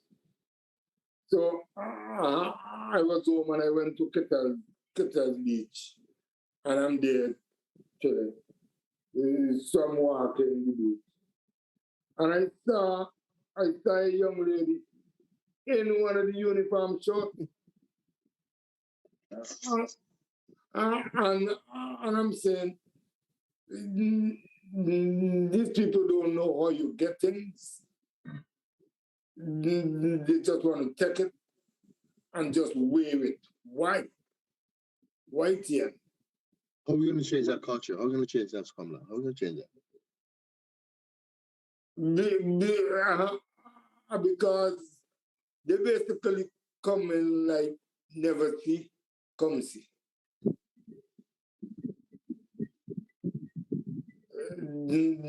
That's just my frank opinion. No, I say that's, you know, if you market it well, they would probably buy that same thing because they like it. Buy it. Wow.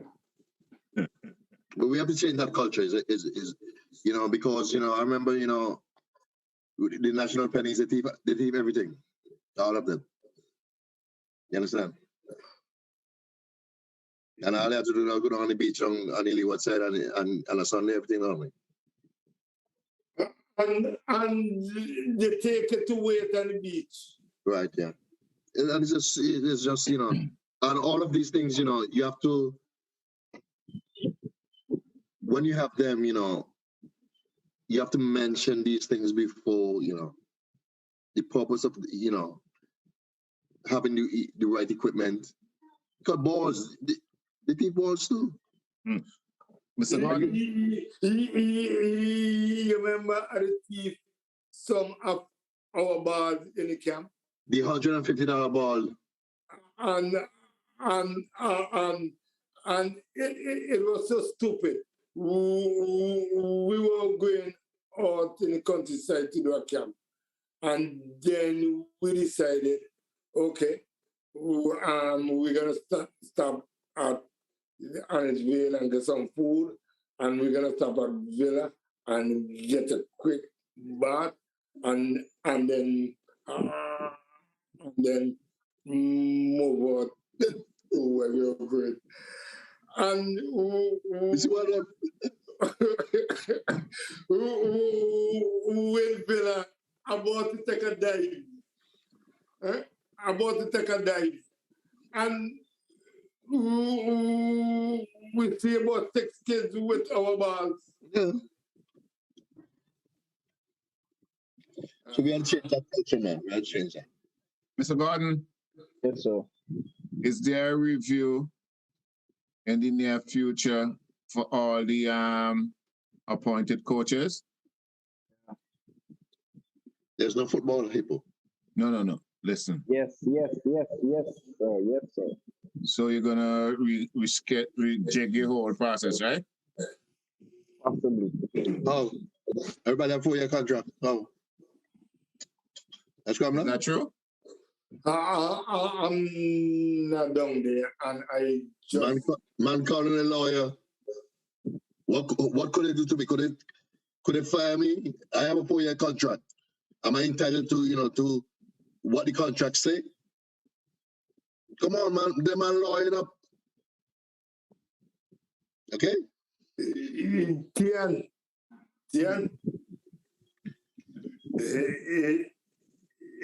if you want me down there, that opportunity already gone. Because you got a big job, man. You got a big job. You got a big job. Come on, man. All of you live with me on the Zoom, boy.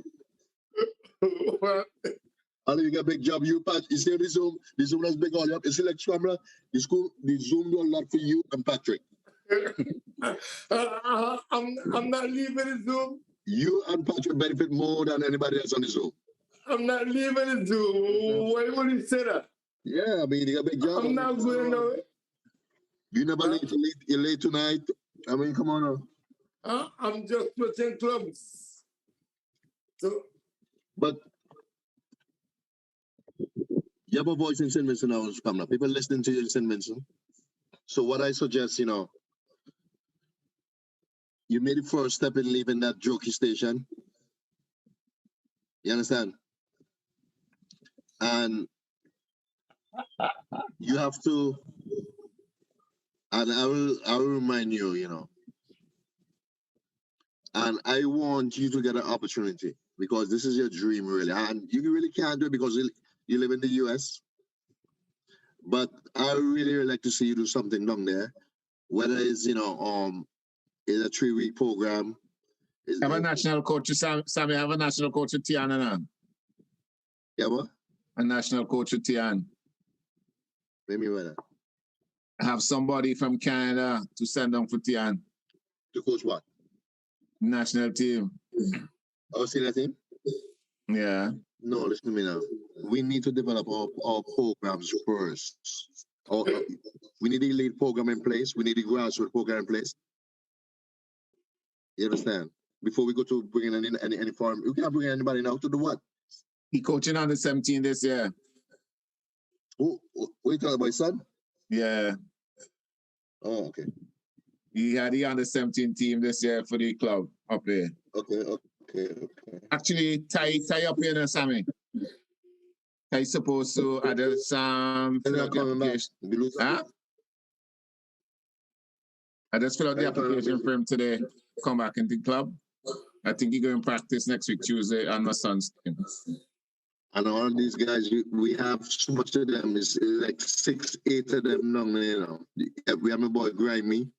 We have the one for Kylo, Chinese. I mean, we have, and they are better than Tian have a lot of legal too. So You know what me? But that's on the 17 program. When I was down there, I was only what?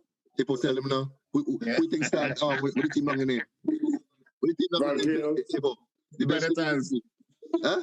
Predators. It's we, people. No, we. We went down there and they went about football. We bring football down there, people. All that time, Tian was a short pass. Tian was a short pass that time. Wrong to yourself, my brother. He was. Look at the picture to see if we have Tian in the picture there. So Tian, I will be moving to see the stars. Congratulations. One of the biggest clubs in the Northeast. Under 17s? I don't know which teams I'll be getting. But you're also telling you coach anybody. Yep. Correct. So I'm very settled and very happy. So you just give up on Sunday, right? I don't know about bogus boy. No. Give up Sunday, I mean, come on, man. I can't. I'm doing my groundwork from all this still. And Tian, they are more organized, and so you guys will be getting much more sleep. Oh. Okay? Tian, please reach out. What Tian choose, Richard? Yeah, let me send. So you got to talk to the shipping agents. So who pay for them? The Federation. I ain't paying for nothing. Okay.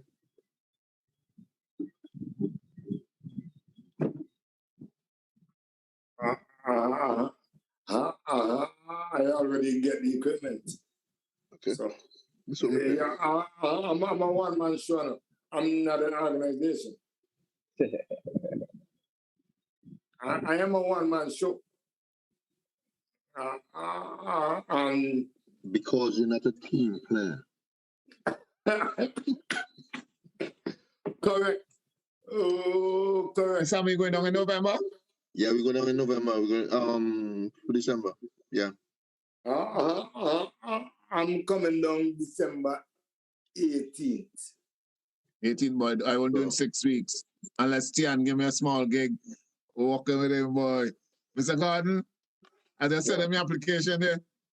Yeah. Audit to the General Secretary.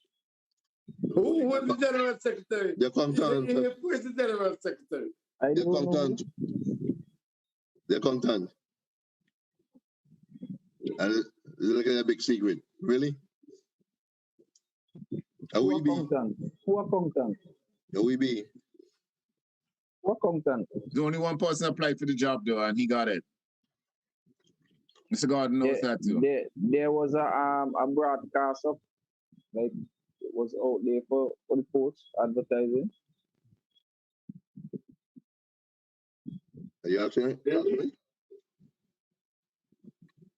That question? Yeah, I'm asking, I don't know. Oh, cuckoo mama.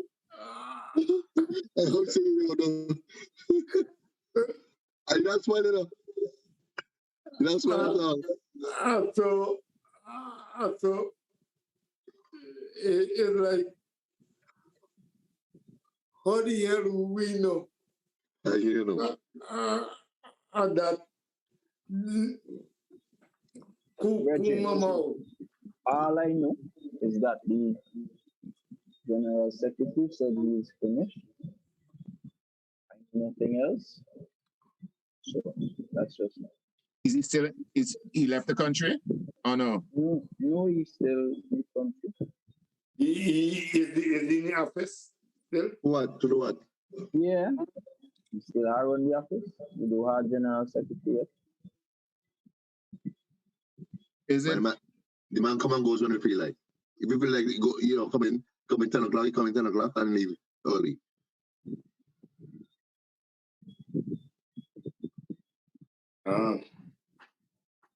No, we're not that good. We're not that good at all. Trust me.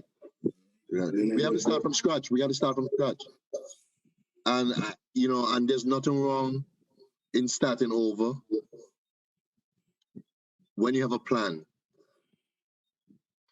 But And I Sammy, think- maybe if they have this guy, this young guy, they say who is General Secretary, maybe all he needs is just somebody to mentor him for maybe a year or something like that. Well, who's that person? You. No. Who's that person, Hippo? Who's your mentoring? I don't know. Let me tell you something, man. It's every day. When you're GSA, every day things coming in the office that you have to do. And they expect you to do it. You understand? And you have to be able to delegate, you have to rely on the girls in the office and to help, to cushion some of this stuff. And lucky thing that these girls are so experienced. You understand? They're very experienced, the girls in the office. It's tough. It's really tough. It's really tough. To start over, have somebody new coming in is extremely tough. And you have to deal with the affiliate. And we Vinci people how we like to run down people and all that kind of thing. You all know. So it's gonna be very challenging for that person. Very challenging. But as long as we had a TD tonight. And we are the Zoom things nice. I just feel bad for Jabez though. Jabez dead boy. Ambulance transaction. Are we gonna continue preferencing certain clubs by the technical director, Mr. Gordon? What do you mean? Mr. Gordon. So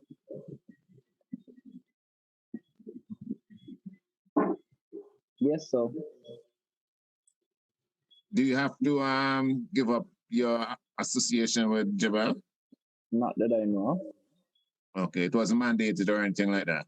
Why should I? No, I'm just No, it's a question. It's a question. So Okay, well, I'll respond. I have personal issues with that. So for example, Mhm. Utashi Spring, Keith Oliver, um, Kende Mokri, All of them. um, Cheeseman. not Cheeseman is different. What's your name again? What the guy named the man? Is the guy from out? Yeah. Now, all these people who are responsible for the clubs. They were the good people for the clubs. As soon as they join the federation, for some reason everybody figure, oh, they need to stop putting the same stuff in the clubs. And as a result, clubs went down. So hence the reason I asked the question that I asked. And it's one of the reasons why I stopped from Chelsea. Okay? Because when Keith was there, everything was fine. Chelsea was doing good. And I see my fund then what? From the time Keith get Tiddy, everything went down. Chelsea basically just started struggling. And it is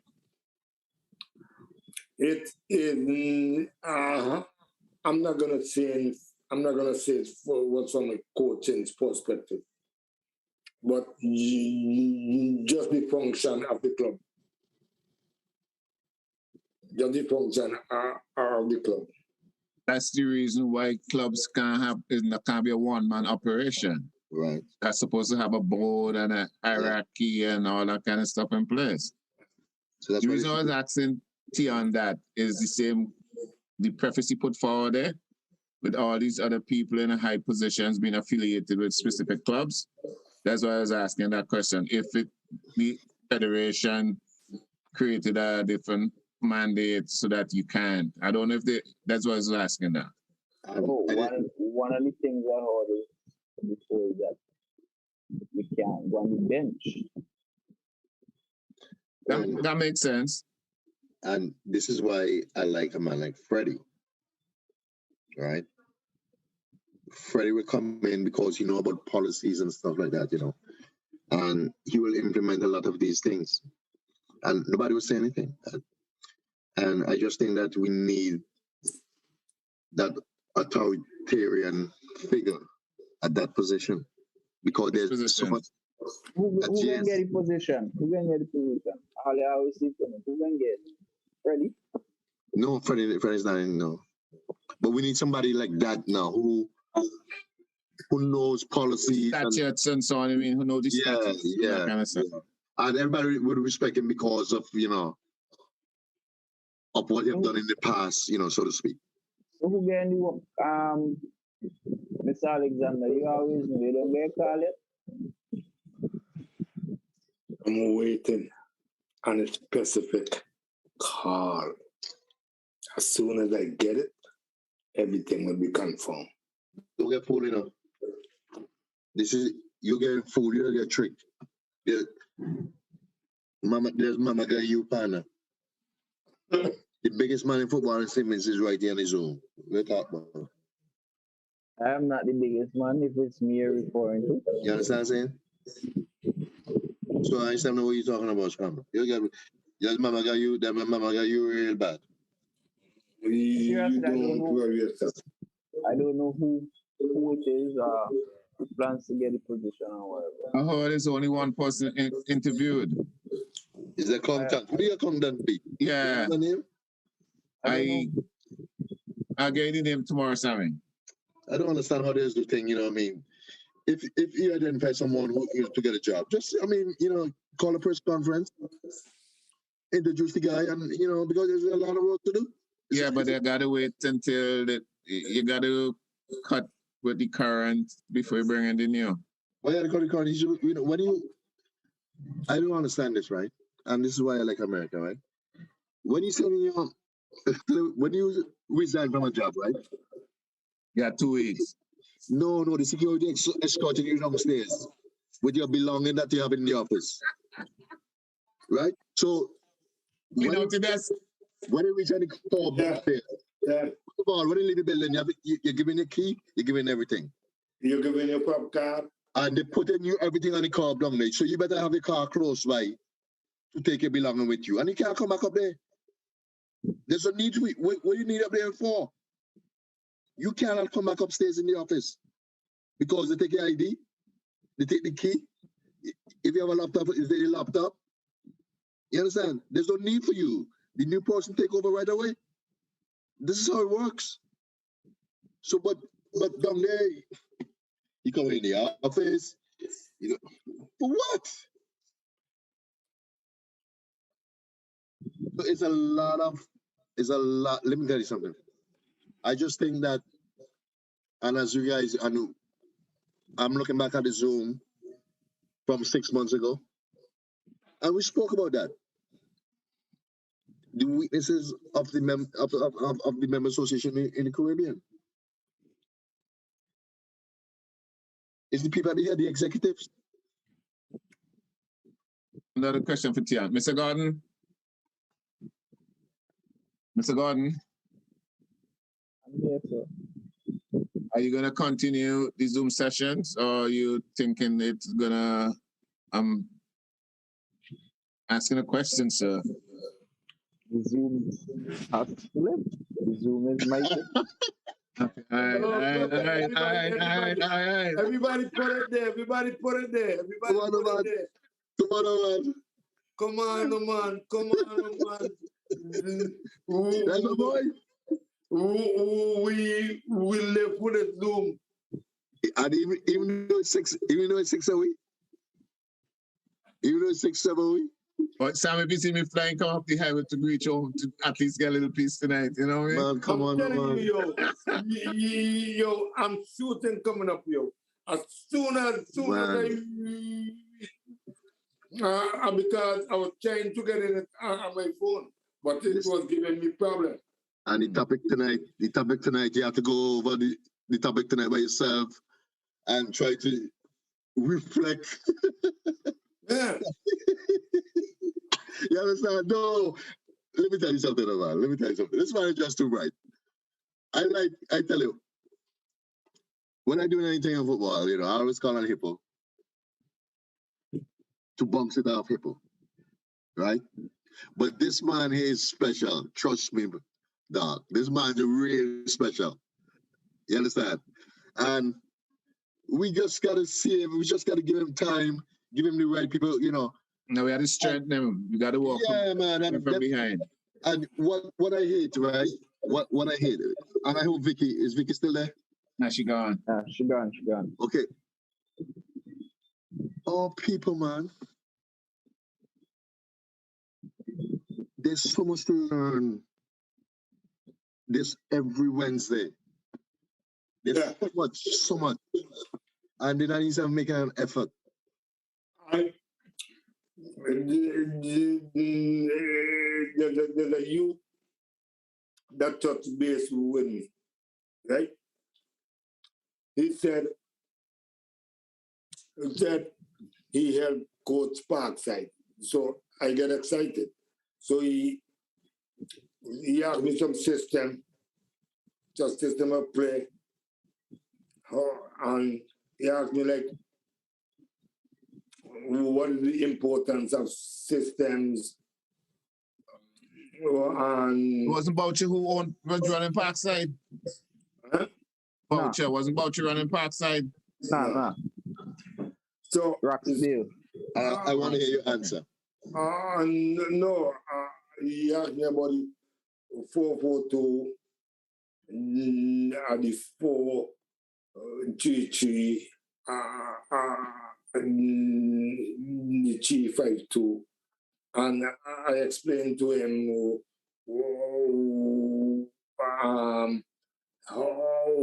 what is comfortable for each player and whatever.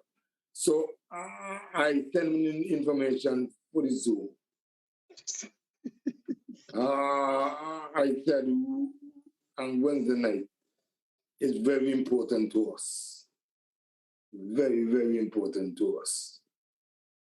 And if you can get on and just listen to the interaction, it will be perfect for you. And just keep doing it. Because you're going to hear from some prestige coaches. I mean, I'm not, I don't consider myself to be a prestige coach.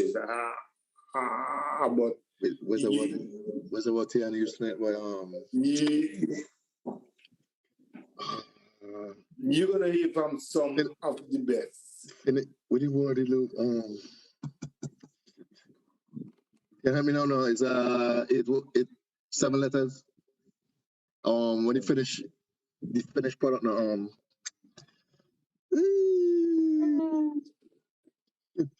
anyway, you're right, but what's coming up? Yeah, so hold on. So I told him, I sent him the information, and I said, look, get on this. Say, yeah.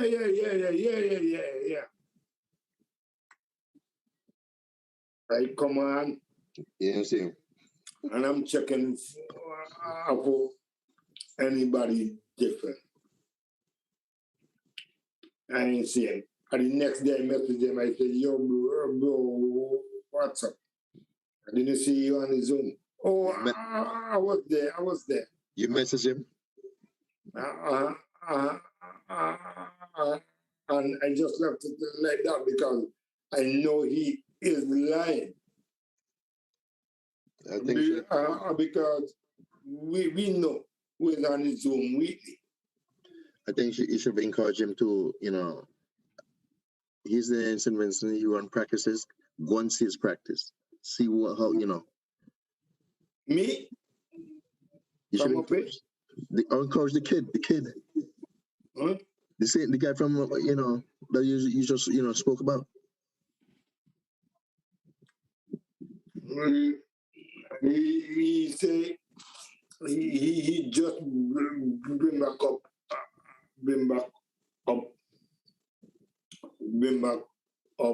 Parkside. Okay. Cool. He boys always nice to have you on his own, man. Now that Patrick is not there anymore, we welcome you. Yeah, man, we miss you and the input, stuff like that. No. This is the problem. Vincy people don't know the importance of the Zoom. Okay. I heard Too Cool Chris say something on the radio. If you want something to fly by Vincy people, just put it in the newspaper. Because they don't take time to read the newspaper. If you want them to look at it, put it on social media. Yeah. So, no, I said that to say it is just our education mentality. You have to understand, we here share similar. Let me just make sure I use the right word, drive when it comes to football. We are football people. You understand? We volunteer our time. You don't have to pay us. You understand? And we see, the benefits because we were one of those kids. We came to the old system. And now that we're in a position, to give back and stuff like that, that's what we do. That's what we do, partner. You understand?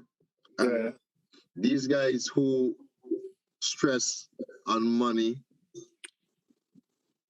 they really have to educate themselves. They have to, and especially if you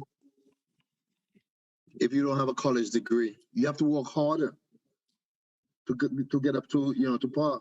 So, Sammy, in the Yeah. new paradigm, we have to find a way how we could get stipends affiliated within the elite programs. You understand where I'm coming from? So take off some of the financial pressures off of them. I think that's another thing we have to figure out. But that doesn't say nothing about come and educate yourself on the Zoom. I hear. No, I mean, We kept looking at financials and no. But maybe they don't even have a laptop. yeah. You don't even have to have a laptop. Maybe they don't even have a cell phone that has data to do the process. Almost every house in Vinci have Wi-Fi. But Scamla, if you're a football coach, right? And I tell my little son that, you know, I hate coaching. And we never see buying any equipment yet. So I told him, you know, every time you get a paycheck, if you want to be a coach, you've got to buy your own equipment. Don't rely on your father's own. You understand? You got to buy your, and you appreciate it more when it's yours. You protect it more. You take care of Actually, it. he might give some to Sensen, Vincent. Because that was what my son does do. My son does give me stuff to Sensen. Yeah. You understand? So I just think that our future looks good. It's just the people are wrong because we need a lot of volunteers. And this is why the community program has to be run so. It has to be so structured, you know, where we can get the volunteers because a lot of people don't want to volunteer. A lot of people don't want to volunteer. Everybody want to get paid. They ain't get paid. They ain't doing anything. Everybody want to get paid. Everybody want to get paid. But they have to realize, you know, the more education that they have in the sport is the more money that they're going to make, you know, down the road. You understand? Yeah. So they have to educate themselves, you know. And look who the boss is. You know, could you imagine I have my boss boy? I have to come good, real good. Guy, you see everything. He see everything, and he analyzing what he know everybody already. Yeah, analyzing. Maintain a budget, so we don't have to come good. Who? You man analyzing what? What is there to analyze? He know already. He been there for 2 years. Who has the power? No, he ain't got the power yet. But I mean, Who has the power? You're not listening. Who has the power? How is the power distributed? What are the skills? What are the competencies? What are the efficiencies? That is what we analyze. Yeah. There are different levels of power, theon, right? Yeah. Correct. Yeah. Correct. Yes, sir. Let me just say something. why is power important? Decision making, budgeting, hiring, firing. You're gone too far. How do I get what I need? That's what I'm saying. How do I get what I need? So where do I go? When do I get it done? How I can get there? That's why I need to know who has the power. Yes, please, sir. Yeah. You cannot do nothing without funds. Again. Okay. So, so who have the power? Who have to go to them and tell them what it is? Okay. Okay. No, but I think from theon perspective, the program's going to be put forth, and then the funding for the program's going to be established. You don't supposed to be worrying about the funding after that. Once you establish the programs and you cost it out, and it goes to the EXO, then he ain't that supposed to be his problem anymore. He's supposed to be able to do his drawdowns when he's ready.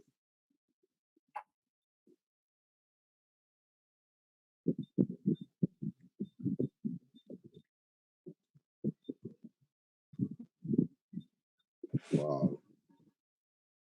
It's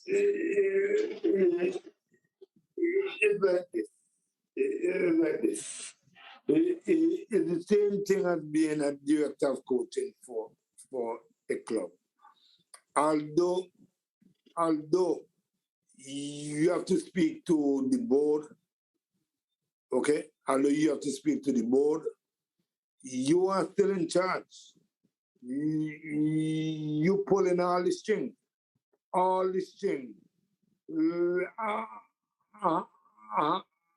Like when I did my director of coaching, I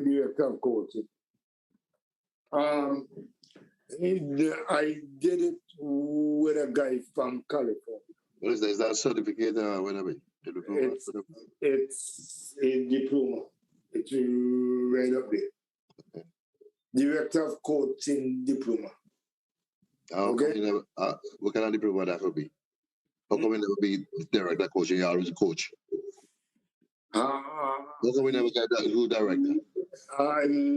That bogus, you know. What the 2 hours we use bogus our mama guy, we are. The mama guy, we are. Put them bogus thing there. Then diploma there. That don't mean anything on the wall. Take long off the wall, no man. But I mean, if you're not a director, if you had diploma, tell me the one, man. We talk about tonight. The one we to do, and when look at it, Sammy. Look at it. Proper coaching. It's proper. It's proper. Yeah. Look at it, Sammy. Just look at it, no man. Scrambler.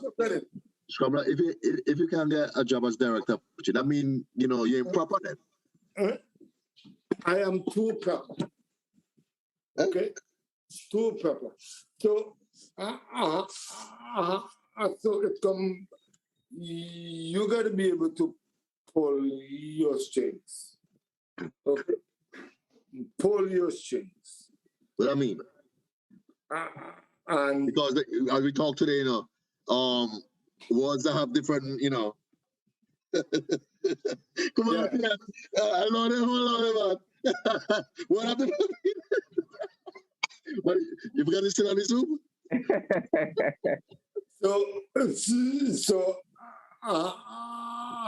So you gotta be able to use your authority. Because the one instructor was giving us an example. He said at his club, you have like 20,000 kids. How much? 20,000 in LA. Okay? And so, and you have different teams in different areas, different age groups, and so Was the theon? So he know was at a meeting after a child, and he was meeting with all the parents. Had to tell them, well, okay, if your son is on the top team, if he is on the super team. So he said a parent now slip him an envelope. How much money? 20,000. Come on, man. That easy. 20,000. Right?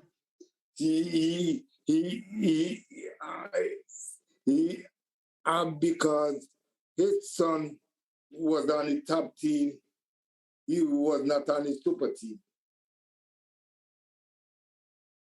And he slipped him an envelope for 20,000. And he refused it. He refused it. Gotta cut the kid. Huh? Gotta cut the kid. He already cut the kid. Yeah. Well, that's why the hippo guy last envelope, hippo refuse it. Huh? When hippo guy last envelope, hippo refuse it. Hippo give it up.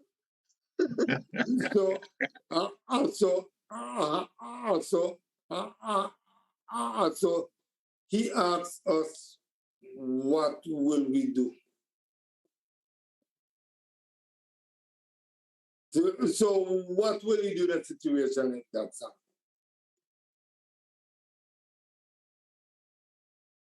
Refuse it and cut the kid.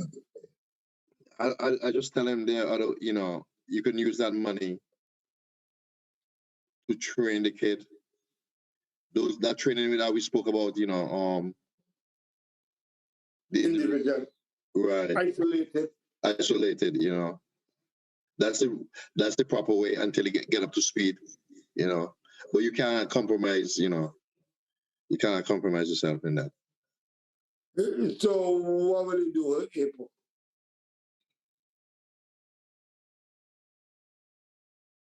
April, Yeah. what will you do? You I can't give do him, it. I'm cut the kid. I cut the kid from the team. I don't want him being associated with my thing anymore. Wow. I'm trying to put me into problems. Wow. What will you do, Tian? Tian gone. Okay. He said, this is what he did. He cut the kid. Yeah, I gotta cut the kid. Wow. He cut the kid. Because he jeopardizing your integrity. Yeah. Yeah. He did not give no advice. He told the parents that we don't want your kid. Wow. Because why you think that majority of California students goes to Division 1 school and good school? It's the same thing. Well, let me ask you a question now. Yeah. If Tian has a team, what's the difference with that? If Tian has a team, right, and Morgan is Tian's right-hand man, and his son is not good enough to be on that team. But it happens all the time. Who said this time, you know, there's $20,000. Hold on a second. And my ex remind me of the same thing. Exactly. Okay. She said, you remember when you had the international stars and your assistant son was not good enough. Right. And he always wanting to play in the forward and he don't know how to shoot. And I said to her, so what did I do? 5 minutes. No, and she said, if it's one thing with you, you never let him play. Really? In the forward. But he was on the field though. He played right back. Because what's the difference? He was a defender. But I'm sure that he didn't belong there also. He was a good tackler and he had speed. But passing and shooting was not a thing. Yeah, for your you can't play in tight spaces. He can't shoot, he can't pass, he can't dribble. For your integrity, you can't get involved in that scrum now. Everybody knows. Huh?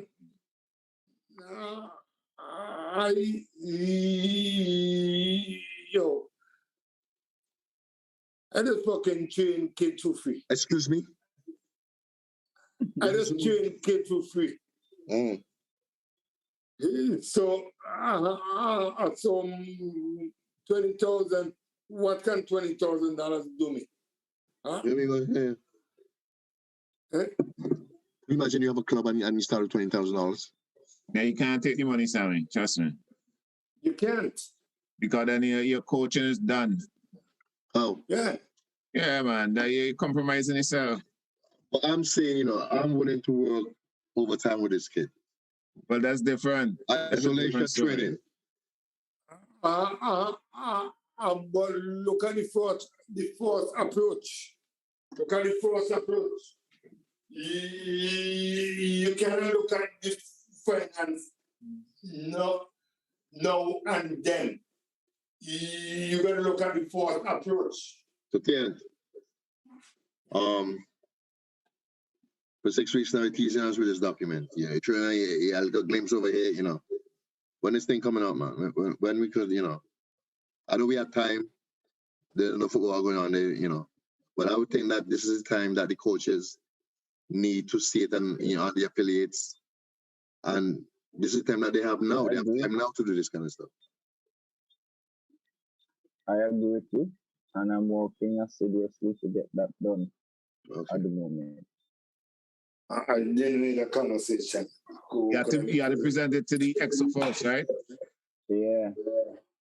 Document now the plan forward. I'm excited, you know, to see it. When that's scheduled, when that presentation is scheduled for. No schedule as yet. We're waiting. And this is on his watch now, you know. This is on the other guy. Is he presenting it? That easy for him, man. Come on. Which other guy? Mm. Do we have another guy? We ain't calling his name. We know to act now from that bogus thing last week, you know, you give me last week. Who give you bogus? Bogus, and you know. Yeah, my source. Come on, man. What are you talking about? Come on, man. Yeah, I tell you, don't worry yourself. Yeah, and a little sidetrack. Did Lefay appeal his thing or Appeal what? I don't know. Mhm. Appeal what?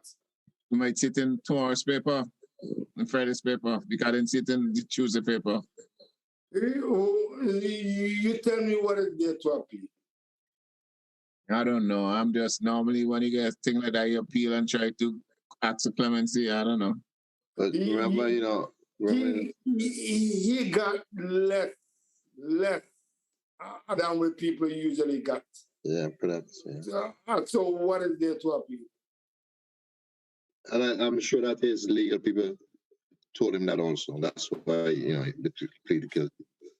It's just a learning. It's just a hard learning thing that he has to go through, and we are hoping that, you know, the young players, especially from his, you know, who knows him from his community, would understand that. Because let me tell you something, man. I have never get in trouble like that, and it's tough to get a lawyer in Vinci. They're so expensive, and this is why you have to live a decent life. You know, you have to live a decent life, and this is what Tian, all of these things we discussed on the Zoom a long time ago, lifestyle. We discussed that. No, well, you know, when I now came GS, we even had us to send you to Marion House to counseling. Yes. You understand? I'm coming from, so you could see the trajectory was building from them times, right? Right. You know, I mean, team, let me tell you something, man. I recommend, and I tell, especially when I was in college, and what I tell the parents, it's always good for their sons or daughter to be on a team. Because when you're on a team, it's structured. There are rules and regulations that you have to abide by. Unlike the regular student body, they're on their own. They go and come, they start, you know, whatever they want to. Sammy, You know. Sammy and Alexander, what would you do if you wake up tomorrow and you can't coach again? Yo, Become a I'm player. gonna be honest. Nobody say nothing. Nobody say nothing. I am an electrical foreman. Okay? That's my day job. But during the day, I'm talking to Sammy, okay? I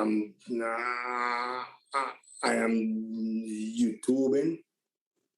I'm listening to the United Stand. Yeah, why you didn't involve? You think I'm not a coach or what? Oh, Go ahead. I wanted to hear them. hey, I will basically go in a state of depression.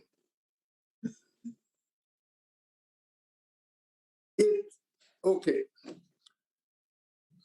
I was with the Borgan Bulldogs. We were number 2 in the state at U10. The guy screwed up, messed up everything. Did not have a coaching job. I won the league.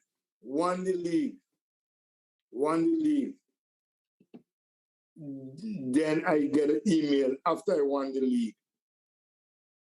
Rank number 2 in the state. Oh, we don't need your service anymore. That was very hard. But thank God I had another club that I was working with. Okay? Then I went to world class. 2 years, did good. Then, oh, I want to meet with you. Oh, we're moving out of New Jersey and we have our coaches set in New York. Then I went to White Plains. And I'm telling you, I did not apply for these jobs and these guys called me. But that's not the standard. That's what they do. After 3 years with one team, oh, we don't have a team for you. Fine. I'm home. I'm calling Sammy. I'm panicking. Sammy is saying, don't worry. You're going to get something. Last week, Wednesday, I'm driving home. Just before the Zoom. Thinking about the Zoom. Because I was not in a good mood. Boom. I get an email saying, I want to talk to you about a coaching job at Cedar Stars. Okay. Give him a time to call just before the Zoom. Call. Boom. He said, could you come down and do a practice with the camp kids? Went in, nailed it. Said, okay, next week, I'm going to send you all the details and the contract and everything. Okay, fine. So, as my ex-wife regular said, if it wasn't for football, I don't know how I will survive. Because I don't make like $1 million off football, but at least the passion of coaching kids and helping them and seeing them development, putting a smile on their face, that is what I love to see. So I will probably in a state of depression. Real time. Probably. But let me tell you something. Yeah. Well, our season, there's a break in December. From December until late February. So I try to be in the Caribbean at that time. I am depressed. Nobody talk to me, and they know that in the house. I sleep a lot. I study a lot. Understand? And to give me a little comfort now, all I have to do is just buy one of this. This is my toy for today. I bought this today, and it gave me so much joy. Yeah. I'm telling you. So it's part of. I can't do anything else but football. You understand? I don't want to do anything else. So I always put myself in a position whereby I'm employed. You understand? And when you're in America and you have to make a living just by football, it's a very difficult thing. You understand? But I just want our young coaches, man. I just want these guys. You can't teach passion, and it comes from I think it started when as a player. When you were a player, the passion that you have for the game, in terms of training, the responsibility, towards the team, and that's how you start coaching. You start a long time ago, by just being there every day, your commitment that you make. All of these things, is the prerequisite, for being a good coach. And some of these young coaches now, if you're not going out there and help out the youths in St. Vincent, that's all I need to know about you. I don't need to know anything else about you.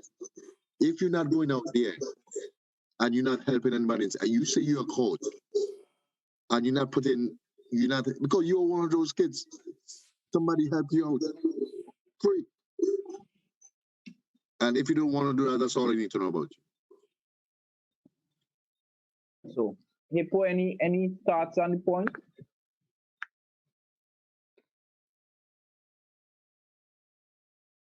Oh, different perspective, right? Mm. Contextually, I wouldn't allow myself to be a one shot. In my whole life, I was never totally, you always have other irons in the fire. So if one avenue cease, then you try to turn to positive. Maybe if you can't coach anymore, you could become an executive, you could be an administrator for a football team. You could somewhere you got it. That's how I got into administration. After I messed up my knee in 79. I had surgery. I wasn't as good, but then I started coaching the team that I used to play for. Start doing my coaching course. You understand? I coming from, so you had to find a ways to transition to be still involved in the game. That's what I think. But you see that question you're asking, man? And huh? Let me tell you something, man. I never thought, right? When I finished college, when I finished coaching in college, I always thought I would get back in there. You understand? But I see a lot of my friends who are coaches when they reach certain age and they have to leave. It's very difficult because where are they going to go? What is the backup plan? And a lot of us don't have that. A lot of us don't have that, and it's something that should be discussed. And it's a scary feel. Trust me, it's a scary feeling. And I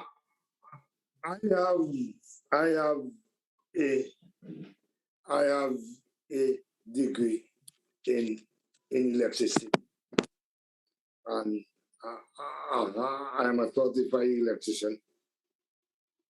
I went to college up here. I went to technical college down there, and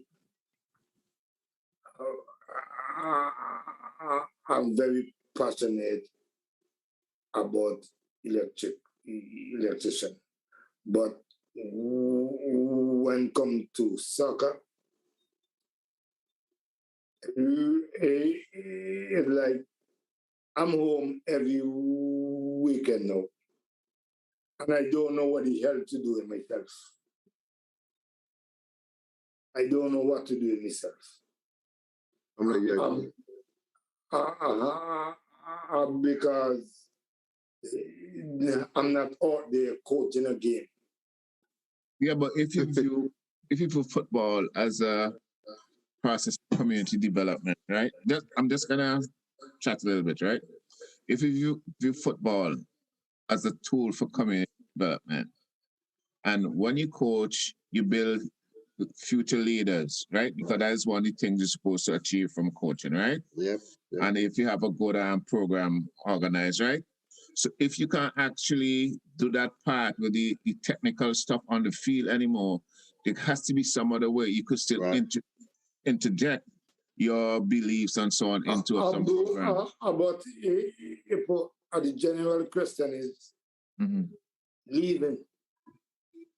Okay. No, he said if you can't coach anymore, that was the question. That means you can't set your 10 by 20s, your 30 by 40s. You can't make changes in the game and I understand all of that with the administration part and everything. But I have unique touch soccer academy. Have my kids and everything, and I decided I'm just gonna be the coach. I'm gonna be the head coach. Okay, I'm gonna be the head coach, and I make a Jamaican guy the president. Okay. How did that work out? Jeez. So you know, we know that. We know. Come on, man, you're not a team player. Huh? You're not No. I told him I'm the executive director. Okay. He is the president, I'm the executive director. And I'm gonna give him the head coach. I'm gonna be the assistant coach. Okay? And I'm gonna be the trainer. True. Okay? Just at that time, I had several teams that I am coaching also for several clubs. Okay? So what did he do? He tried to take the team over to another club. Okay?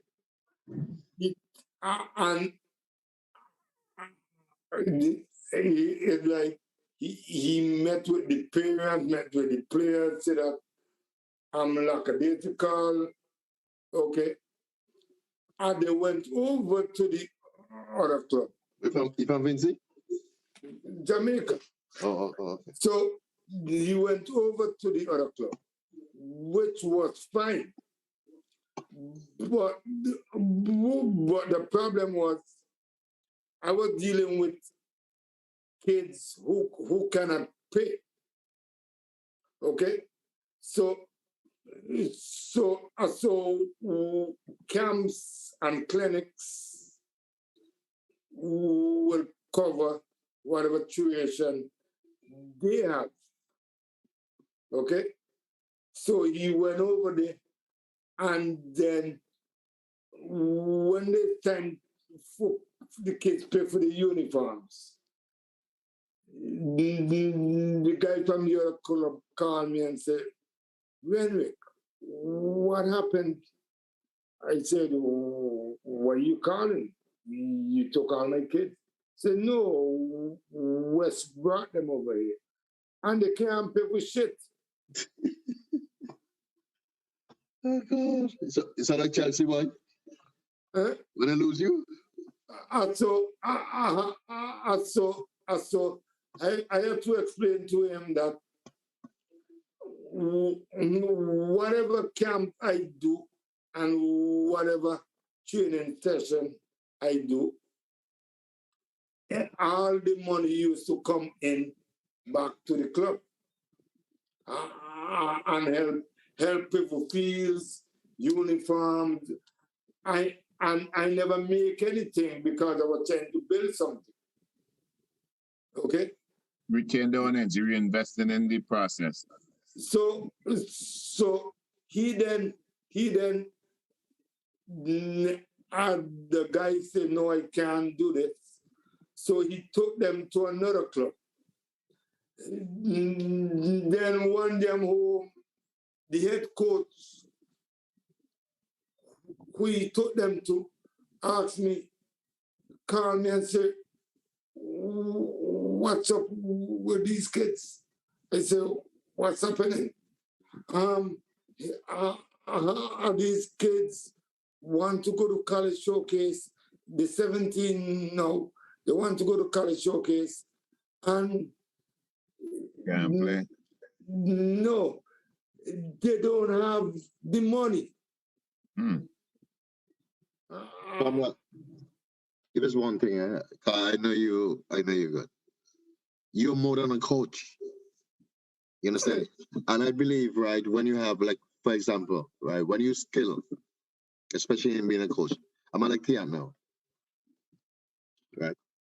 I could guarantee you, you can fire theon tomorrow from his job, his new job. They fire theon tomorrow. By January, he will get something better. Because when you skill, there's a shortage of coaches all around, especially in the Caribbean. There's a shortage. Good coaches. And bear in mind,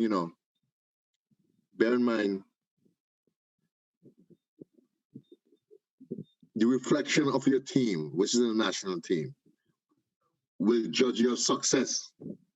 It's always like that. You understand?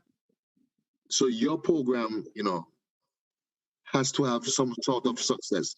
I don't know you're talking about your long term and all that kind of stuff, But when you're a skilled coach, you don't have time to wait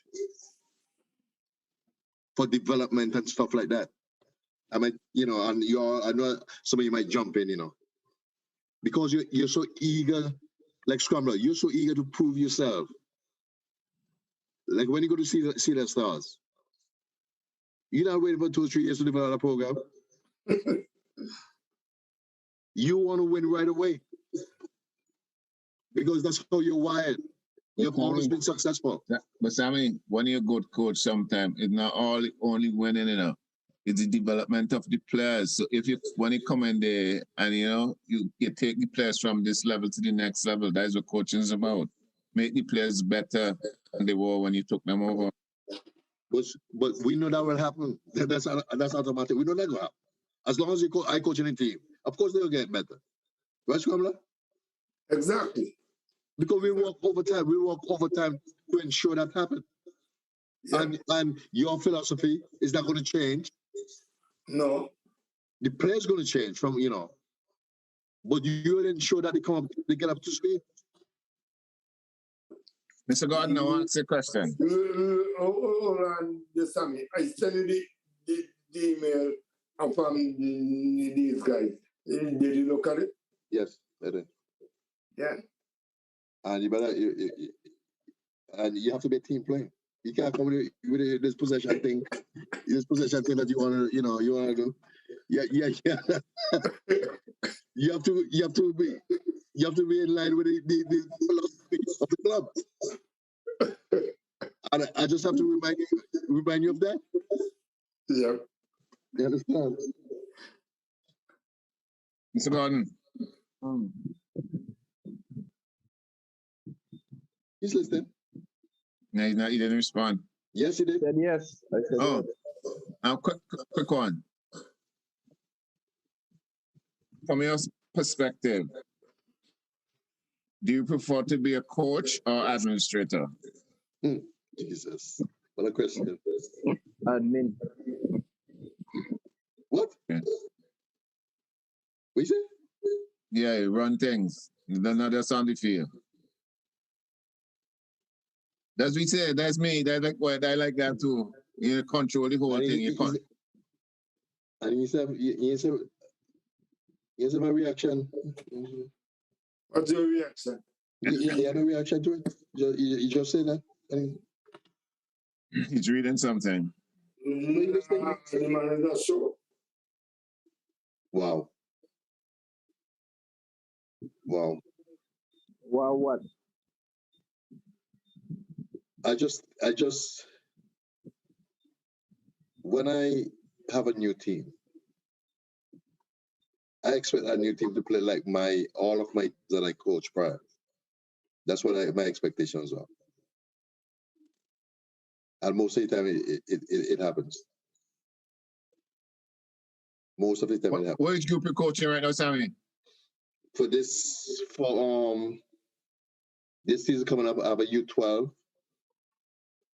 I think I have a U12 girls, which I really welcome because they specifically asked for me, which was good.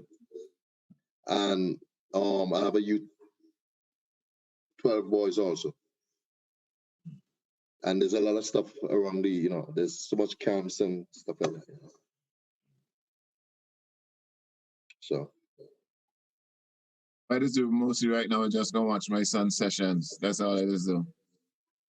Tuesdays and Wednesdays. Right. We have better things to do in the Caribbean, man.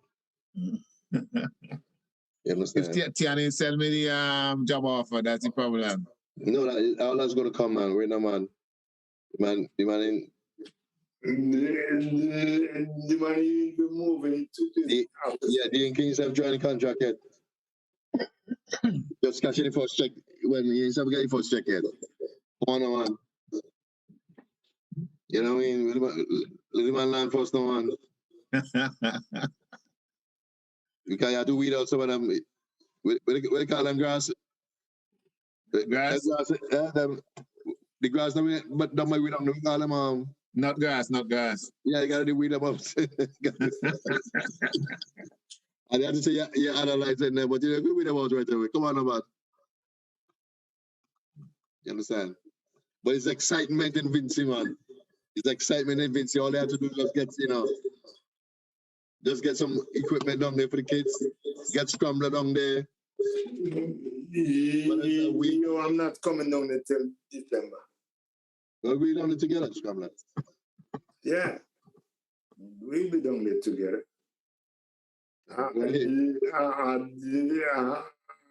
These guys already asked me when I want to take off.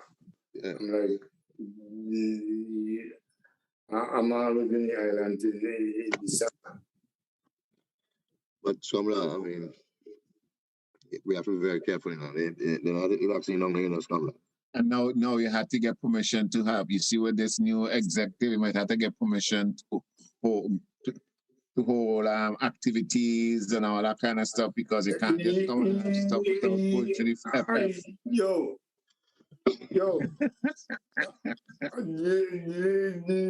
the man who have big things up grammar school playing field. Big tournament. Sorry. Yeah. So what the difference of he and us? You can't stop that. Exactly. Can't stop it. So it's just part of it. And when you shooting for? What date you shooting for? Every day. I'm shooting for December 18th. That's very late, huh? But you always go a week. I don't have my ticket. I going down on November 1st. Come out of quarantine. Mm-hmm. Quarantine is 2 days. But now that have changed enough. That have changed since the PM come back from Barbados this week. So you can as long as you have the test, they probably going to send you home. No, you had to go. We done book. We're going by no our stones for 2 days. Man, listen to me. I have to spend on 2 days anymore. But we done book it already. Well, no good phone. Yeah. Let's quarantine for me, and I'm gonna take the third booster shot. So when you could tell me. Because when we jump on a plane, we want to the whole way up and All that kind of thing, man, has come back. Sammy around these balls there? Yeah. Copper. So, yeah,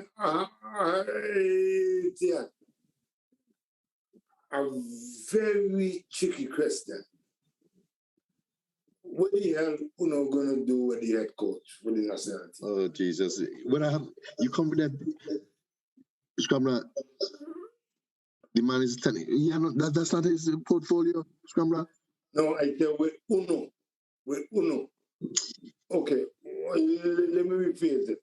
What you all gonna do with the head coach for the nationality?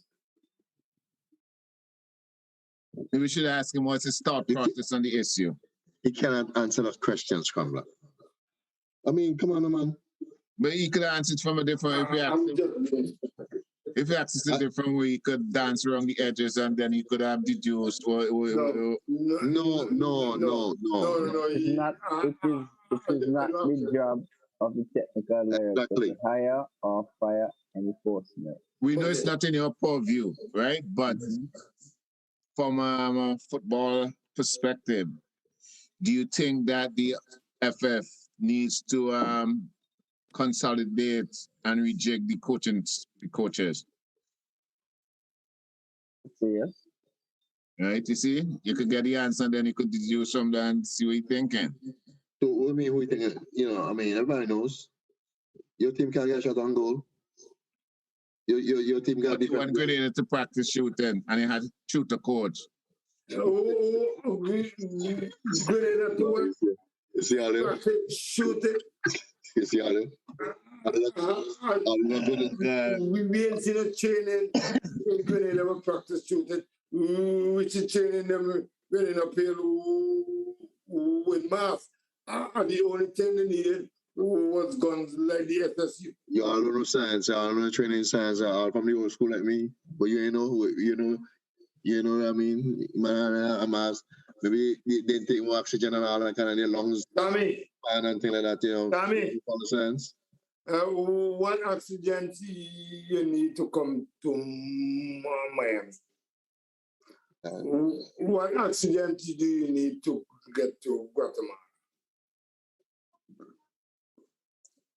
What accident do you need to play Haiti in Miami? You win. Okay. Let me explain something to you.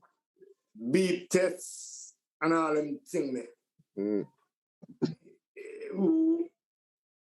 We are not up to that standard. So you work with what you have. So are you saying that, you know, to test where the guys are in terms of their fitness? That's, you know. Beep tests like you running down a fucking chicken. What's your words? Like you running down a chicken. I would say that, man, you know. I think, you know, when you train over a period of time, you have to measure, you know, the player's level of fitness. But how long you had the team before the team go away? But watch me. When you're doing a sea license, one of the things they sell you the sea license is the off-season training and the beginning of the season for fitness. Right. And after that, you go into ball walk and strategies and all that kind of stuff. And that's what they do on the sea license, I mean. Yeah, but about how long you had the team before? How long? Me? I just happy when September come. Because I know I can use a couple of games to get them up to speed. As I mentioned before, man, coaching at that next level up there is very difficult. And you won't know until you get there. And I show that, you know, our current coach, he has experienced that, and because of that, he probably is going to be a better coach. But he say he's the best in the Caribbean. He didn't say it like that. He said that. No, he never said it like that. It's not like he said that. Huh? Never said it like that. Look at the argument on Facebook. He never said anything like that. He said he is among the best.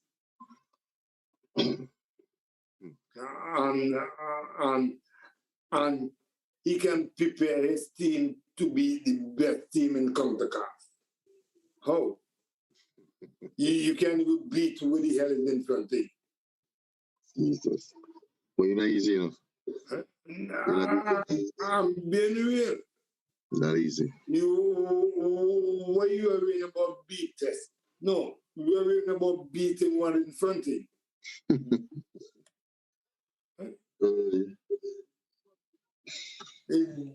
That's your test, not the beat test. Oh God. Well, I'm not easy enough, boy. I'm not easy trouble. Oh my Lord. I'm just being real. I'm so glad you ain't going to be saying them soon. Yo, people want to kill me, though. No, we are very passionate about politics and sports. We're very passionate about that. Understand? Hey, Paul. Hey. Yo, people is calling me and telling me that I'm arrogant. It's confidence then, because you've been successful so far in your career. And what I want to see, I want to see you fail. I want to see you get a big job and see if, your philosophy that you have now, if you take it there, and this is how you know you're a good coach. Yo, I have failed. Really? When have you failed? Really? I have failed. When? I lose 5-1 to the number. No, that's all right. I mean, that's just a game. You have always been competitive. Wherever you go, you have always been competitive. The team has always get better. I have failed in Italy. You get to the semifinals. How could that be failure? I mean, you make it to semifinals. Come on, man. I think you're setting a standard. And in tournaments, anything can happen in tournaments. Yeah, I mean, because only different environment, kids and all that kind of stuff. I think you have a lot of potential, but time running out on you. You haven't got you haven't get that opportunity yet to coach at that. You got to jump to national team, you mean, sorry? Yeah, you haven't, so we don't know what you can do. But it's difficult down in Vincent. You're telling me? Sammy best friend tried to kill me. Yeah? Yeah. And the financial obligation is like things that we take for granted here. For example, getting a proper field to practice on, getting nice equipment and stuff like that. We take for granted there. You understand? Kids growing up, the parents drop them off. Everybody on time. They're picked up right after. These things don't happen. I mean, when I was GS, I used to have to go mark out the field for kind of school game and all kind of stuff because the ministry ain't doing it and all them kind of nonsense. Yeah. I had to hire, my little boys from Edinburgh. Yes. I've loaded up my car with the equipment and gone down, all up, gone, lay you mark out feet.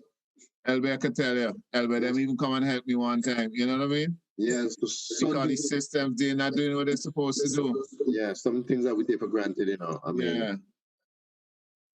Yep. And this is why we always try to, before we go down, send our equipment down so that it's going to be more or less realistic, like what we have up there. 40 water bottles. So that go packing up to go down. Man, Hippo, you on Scrambler, I mean, you two guys, man, so giving. I'm telling you, you are, and it has a cost you to get this stuff done, man. Yeah. And take them out too. And you guys never complain. I mean, I gotta give it to you, brothers, man. I gotta give it to you, brothers. But I'm still trying to figure out what is the hatred about. No, it's not hatred, you know, man. When you're not comfortable under your skin, you understand? And there's somebody else who coming in who I'm not saying they're going to show you up, you know, who you're not willing to learn from to elevate yourself. And I will see that the foreign coaches who come in, you have to put yourself in a position that you're going to learn something from them. Because it's just temporary, you know, they're going to be there. And you're going to learn something. You understand? You're going to learn something, you know, but these guys, you know, they don't see it that way. Sammy, you remember when you remember when it used to be nights upon nights up at the FF? Yeah. Right? You see, the thing about St. Vincent, I find everybody who come in wants to reinvent the wheel instead of just building on to what's already there. Right. Yeah. That's the problem I found. Because everybody have their own. Everybody's Everybody have their own philosophy. You understand? Everybody have their own thing. But I am excited. The thing we all need is what to make everybody the players better. What we could put systems we put in place so they become automatic, even though you don't have to be there for them to operate. I think that's the kind of where theon's going. But I just think the technical training is so important, man. Yeah. Because we miss so much stages there, and there's no substitute for that. If you're not technically strong. And we have somehow on this FF, they have to go back and get lights again. We need lights so we could extend the hours of practices and all that kind of stuff. Because this is where white players regularly in the fall and close to winter, they have lights. They put down the portable lights on all of the fields. Guys, BVI got what lights this week? BVI got lights. Huh? BVI. Yeah. They have lights this week on their artificial turf. Could you imagine that? Something wrong with that picture. I mean, come on. I just think that, you know, if I'm on an executive, if I'm on a member association at St. Vincent, having, you know, proper, you know, dressing room, proper fields is very important. It's probably and that's why I love the club that I am going to.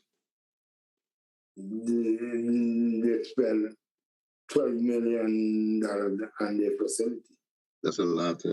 But man, you need that. You know, you need to know that your kids have some place to practice. Yeah. You need it. And it's a whole country. It's so big. And this is why all of the grassroots programs in the Caribbean has failed. Because you have to support a whole country to develop grassroots.